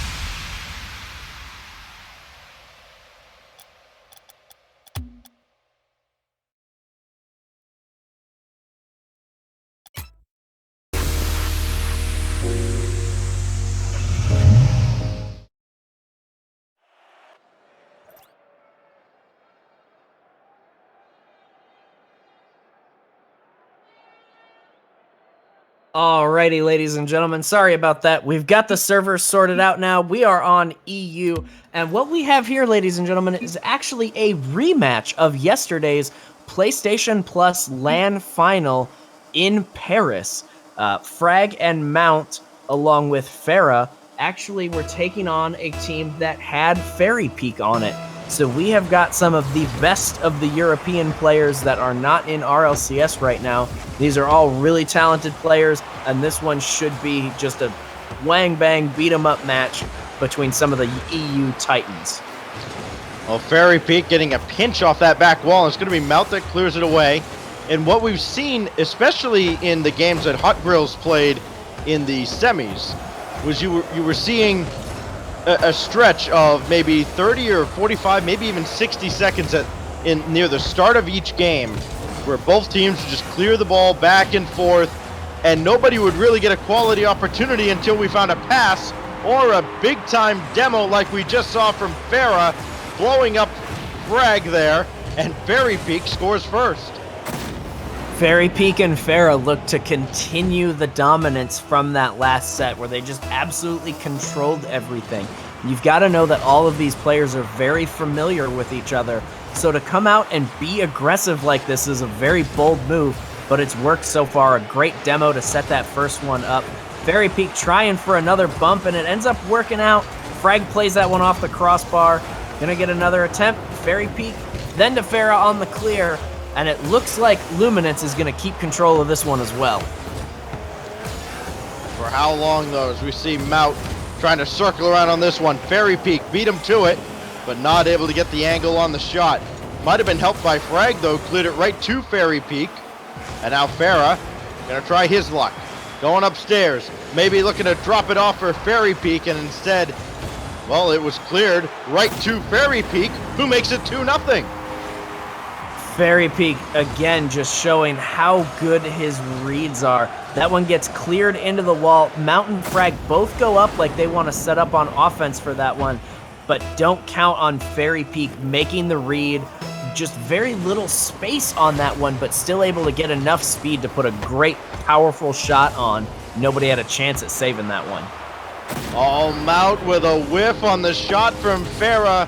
It wasn't really particularly well placed or anything. It was just past Mount. Yeah, Mount just not quite getting the touch he needed. Looked like he was a little slow to get up in the air to that one, but a good job by Farah to put that at the back corner of the net where it was going to be the furthest away from the defender and thus the hardest to save. And another one from Farah. They are running away with it. It's just like game 2 in the semis. Absolutely. We've only played a minute and 36 seconds of Rocket League so far, and we've already seen 4 goals from Luminance. There has been nothing really from Mountain Frag. They've had 2 shots each for both Mount and Frag, but really only one of them was actually on, 1 or 2 of them actually on target, where Luminance 4 goals off of 5 shots, and they're just looking to run away with it. And it just started. There's another one for Fairy Peak, getting the first hat trick of the match. Hot Grills are on fire right now. There's no other way to put it. Everything they're what an throwing, awful fun. everything they're throwing at the net is finding its way in. And now with 3 minutes left, they hold a 5-0 lead. They're looking for more. Going downfield is Farah. Follow up for himself. Soft lob in. It's saved right at the crossbar. And another save by Mount, who's doing everything he can to try so desperately to keep Hot Grills in this game. Luminance just all over him right now. Finally, Frag will score, and Hot Grills are on the board. Frag had this one read so perfectly. He saw Fairy Peak trying to play it slow down the wall into exactly the same spot as Ferris. So what does he do? He powers it into the corner, setting himself up with the pass to bring them back. Now 5-1, 2:41 left to play. Are we going to see the comeback here from Frag and Mount, or is that just going to be an early consolation prize for them? Good clear by Fairy Peak as Luminance looking to answer back after finally giving up a goal. Now they're going to give up 2. Frag flipping in there. Kind of awkward defensively, but they're back into this game. Frag again doing a good job of midfield recognizing the opportunities there. He plays that one off the wall, recognizes that Mount doesn't really have a great shot, but the defense isn't coming up to clear it. So what does he do? He follows it through, takes the shot himself. Now we're only at a 3-goal game, but a good opportunity here for Luminance if they can get up and put a shot on. Frag and Mount back in time to defend, however, and we're back to the Luminance offensive attack. Coming up on 2 minutes, Farah trying to dribble past Mount, and a good challenge. Thrown right back in, though. Who's got the follow-up? It's Mount clearing it away. Full boost for Mount. Stole it from Farah. Frag with a shot. On target. Fairy Peak. Not a great clear, but did make the save. Made another one there, though, on Frag at point-blank range. Oh, that's got to be frustrating for Hot Grills, having 2 quality opportunities sent away by the same defender. Fairy Peak, just a monster sitting there in net. Already got the Savior medal and 3 shots and 3 goals. Fairy Peak has just had a hand in everything. He's got a hat trick off of 3 goals. He assisted both of Farah's goals and has the Savior medal. Fairy Peak, just the absolute monster of this match right now, and that's why his team has the 3-goal lead. Almost a minute to go here in game 1. Fairy Peak, soft touch, trying to drop that in. It's kept in the zone, and finally bombed downfield by Frag. Redirect from Mount just wasn't there, and Fairy Peak, as a result, is able to make the save. Mount trying to get this downfield for Frag, who was down there looking for a redirect just out in front of him. Time running out for the number 1 seed, Hot Grills, and that redirect will just go to the corner, and Team Luminance content to just keep that ball away from their goal for as long as possible, making it even tougher for Hot Grills to launch a counterattack and get back into this game. They've only got 30 seconds and they need 3 goals. It would take nothing short of a miracle right now as Mount plays this back towards the middle. Fairy Peak will make one last big clear, and that should do it for Team Luminance as they're going to take game 1 in a best of 5. Just Fairy Peak and Farah able to continue the exact type of dominant performance that they had in their semifinal match, coming up against a team that we assumed was the favorite to win this. That's how you get the number 1 rank, is by being a team that does really well throughout the week. So for Frag and Mount to come through and off of 15 shots only get 2 goals speaks to the defensive dominance of this Luminance team. 6 saves for them, 10 shots, 5 goals, 3 of them assisted. Just a crazy performance there for Luminance. when you look at a team as well-rounded as Luminance, with the offense and the defense, isn't the first thought that pops into your head, wow, this might be kind of the start of something really special between these players and something that could grow into, maybe with a third player, a trip to the next RLCS, when you see a team playing this well, not just on offense or not just on defense, but doing both really well. Absolutely. These guys, all four of them, are extraordinarily talented players, and I wouldn't put them past them to make this their three-man roster with one sub or one rotating player right now. All of these guys are performing at an extraordinarily high level, and as dominant as Luminance looked in that first match, we saw Mountain Frag put out great performances in their match. I wouldn't be surprised to see them come back and take this to take game 2 here. Though Farah wants to come out hot to trot 3 seconds in getting this one. Clash with Mount there in the middle and then just read it well off the wall. That is about as fast as you can score a goal in Rocket League. Well, 3 seconds have gone by. It's getting very ugly already. We'll see if Mount and Frag can overcome that. It's basically starting the game with a 1-0 handicap. Farah making a stop there, and Fairy Peak battling with Frag, and it's going to be Farah that clears, and looking to bomb this one away. Didn't really get all of it. Frag might have got in the way. Now Fairy Peak looking for Farah. Pops it up. Is Fairy Peak there for the follow? No, it went wide and kind of drifted away. Now Mount trying to clear. Instead, it's Fairy Peak for Farah. Great stop made by Frag to send that away. That saved what would have been a second goal, even though he doesn't get credit for a save.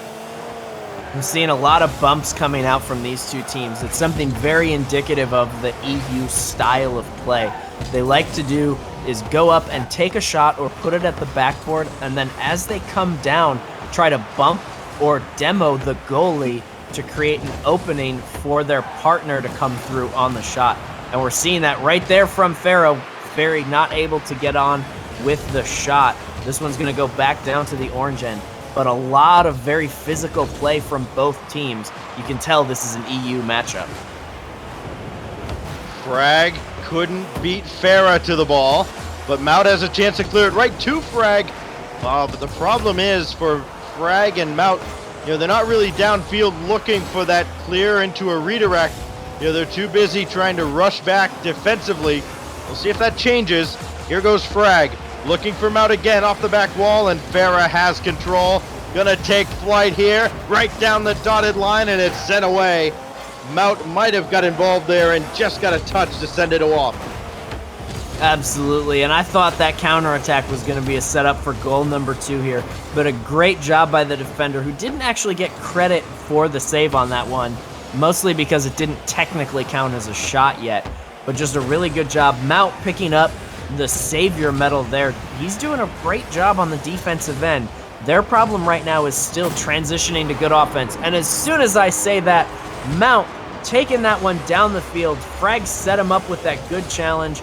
Mount gets the first touch and then just kind of hoops it right up over Farah. We're at a tie ball game now. 2:43 left to play here in game 2. This looks dramatically different from the last 3 games we've seen Luminance play.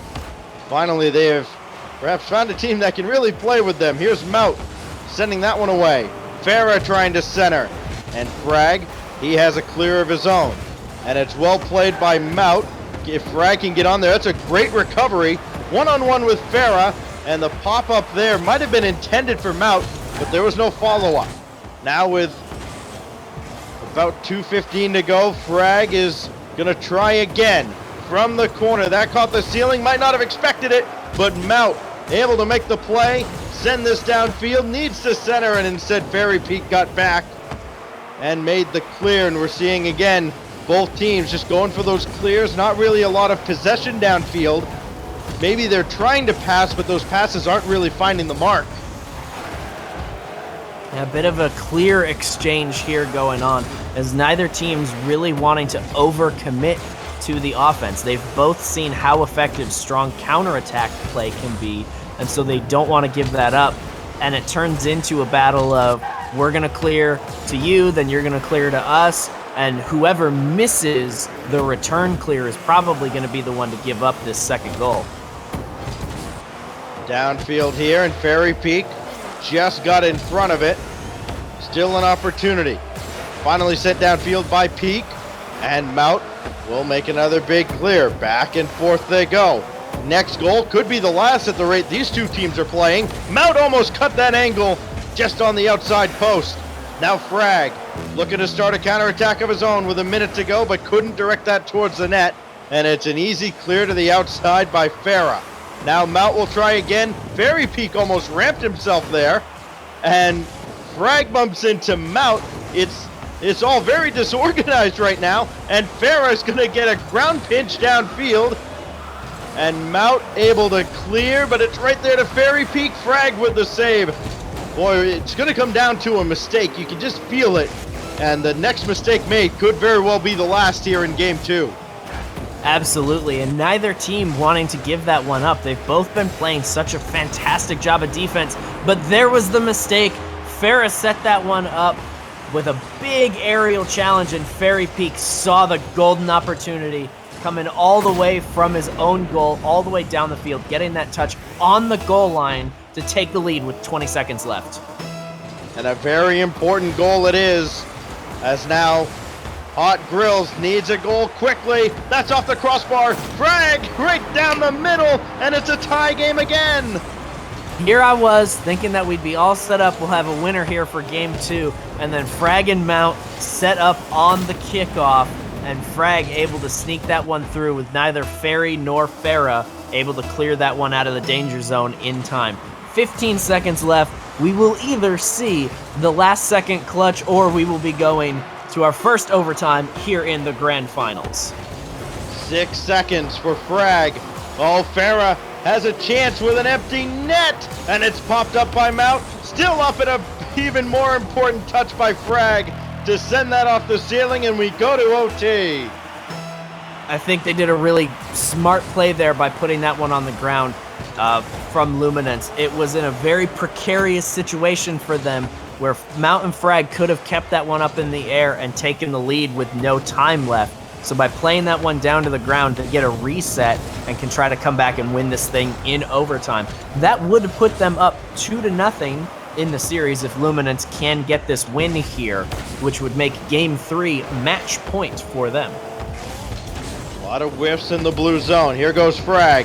Has Mount flanking to the right, but instead it's popped up by Fairy Peak.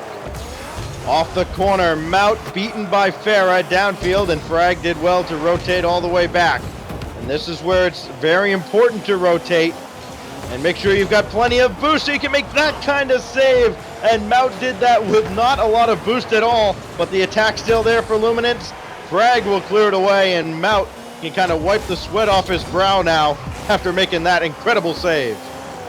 Really beautiful defensive stand here coming from the Hot Grills. They've been under siege here in this overtime. It's only been a minute and 10 seconds so far, but Luminance definitely getting the better of this one. And that's going to do it right there.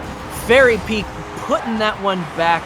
That was an unfortunate clear from Frag right towards Fairy Peak, who was waiting for it.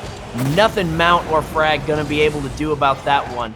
And that will push us to match point. Luminance up 2-0 in the series. Well, a much harder fought win for Luminance. They really had to earn this one over the Hot Grills. The defense, especially, as you can tell by the scoreboard, a remarkably improved defensive performance for Hot Grills between Game 1 and Game 2. Absolutely, and it was one part of their game where they needed to step up. Luminance was putting them just under absolute siege, both this game and the last. If they didn't step up their defense, they were going to get blown out of the water again. And they did that in a big way. 6 saves between them from the 8 shots that Luminance put on. That's the kind of ratio that you want to see out of a team that's going to fight for it instead of just rolling over and dying. So now for Luminance, they are on championship point. 2-0 lead in a best-of-5 grand final.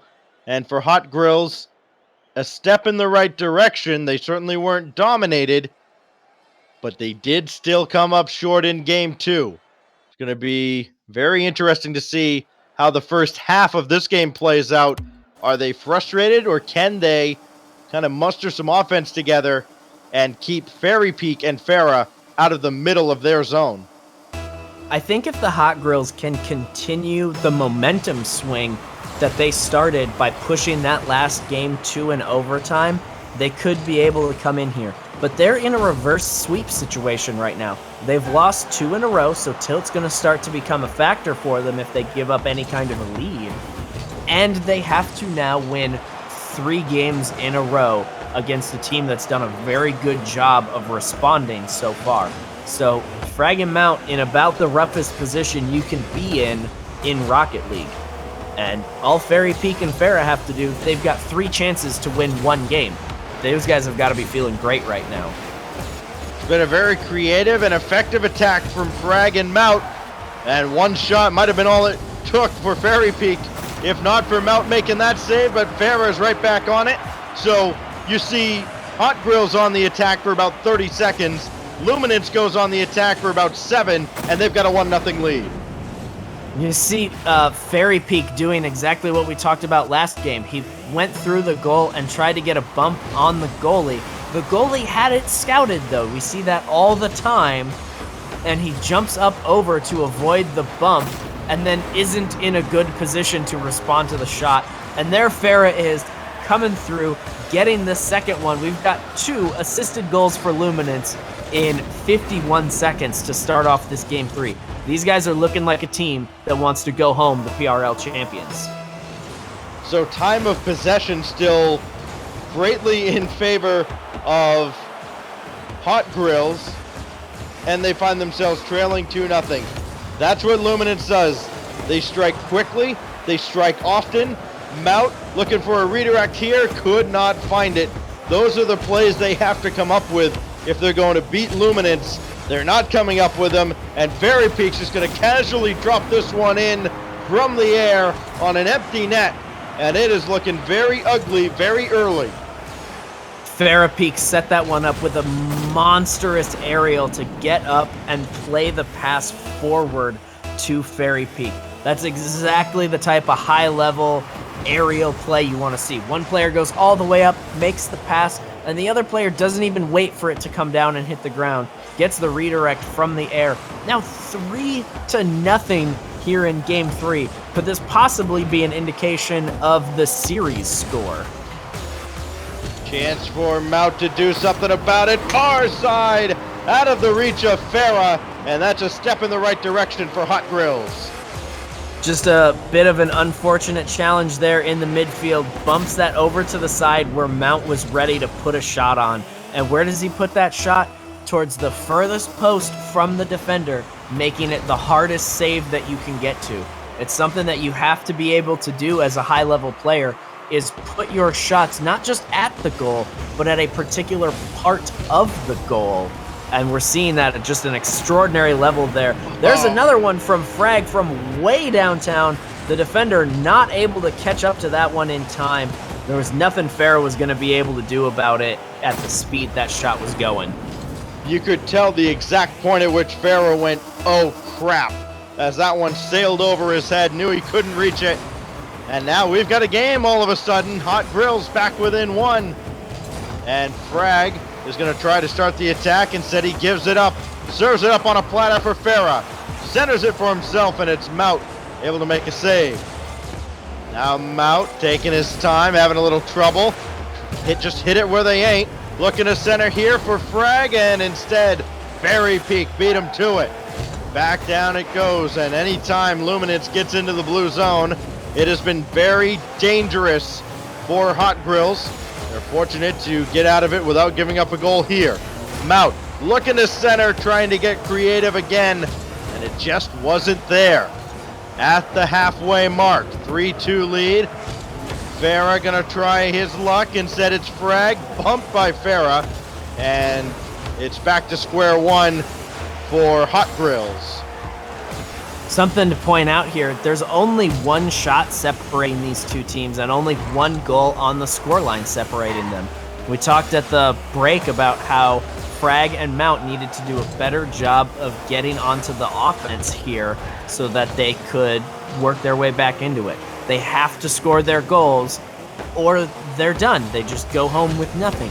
And so by keeping up with Luminance's high pace of offense, that's what's keeping them in this one. There's only one goal separating these teams, less than 2 minutes to play. Mount able to get downfield and get full boost. Tough angle, tried to wait out Fairy Peak. Instead able to keep it in the zone. Frag off the crossbar, follow-up is denied by Fairy Peak. Now Mount able to keep it in the zone, battling with Farah. Around the boards and in front, but Fairy Peak had rotated back very quickly to make the stop. Down to 1:15 to go. Mount now, not a great touch there. Frag will need to find him. No redirect as Fairy Peak, very proactive, and we've seen this from Luminance, making sure that those redirect plays can't happen because they're up for the ball so quickly. Absolutely. Oh, Frag able to stuff this in, no. Ooh, just a bit of a missed opportunity there. Fairy Peak's gonna run this back on the counterattack. He's got it on his hood. Frag dispossesses him. Farah deciding not to take the shot. He'll play on a center though. Frag gonna get the clear away. Just a great back and forth between these two teams. But Fairy's defensive prowess, we see it right there with the big aerial save, has really been clutch for this Luminance team. He's got the only 2 saves for them right now. And if those 2 shots that he has saved had been into the net, this would be Luminance behind. So he's just doing a fantastic job. He's scored 1. He's set Farah up with 2 assists. He's got his hands on every goal they've scored so far. And with 10 seconds left, Frag and Mount need a goal right now, or this is going to do it, ladies and gentlemen. Frag got a piece of Farah, and the shot is still saved by Farah. 1 second left, that's gonna hit the ground, and Luminance comes up with a sweep. They hang on for dear life in Game 3 to take down the grand finals. I thought with that last bump there that we were gonna push the overtime for sure, but Farah coming through clutch with a save of his own to give them the win here in Game 3. That is going to be a clean sweep for Luminance, but don't let the scorelines fool you. While their first match was dominant, these last 2 were very close. Game 2 went to an overtime. This one decided in just the very last second there with that save. Really outstanding performances from both of these Titans. Yeah, and you can even tell from the stats in the game and the heat map in particular that defense was going to win this game, and both teams absolutely committed to defending. And that's why you have that very close scoreline. Plenty of shots, also plenty of saves to go around. And really the difference had to be that Farah was right there in the middle of the blue zone so often in that game and had enough opportunities, ended up getting the 2 big goals to put it away. Absolutely. And again, like we talked about, Fairy Peak's defense really saving the day for them. Farah with that clutch save there at the end. Just a fantastic win there for Luminance, and absolutely GG's to them. Hot Grills, great effort. Would love to see you back again. Great game by everyone. That is going to do it for us, ladies and gentlemen. I want to give a big shout out to Stax for being here with us, and The Evil is back, our broadcaster, the man behind the camera, and as well to all of our mods and admins behind the scene that made this happen. Now, we are going to throw our host over to Lawler himself, and he's under the weather a little bit, so as soon as you get there, give him a spam of get well soon in chat and let him know who sent you. That's going to be it for us, ladies and gentlemen. Have a good night.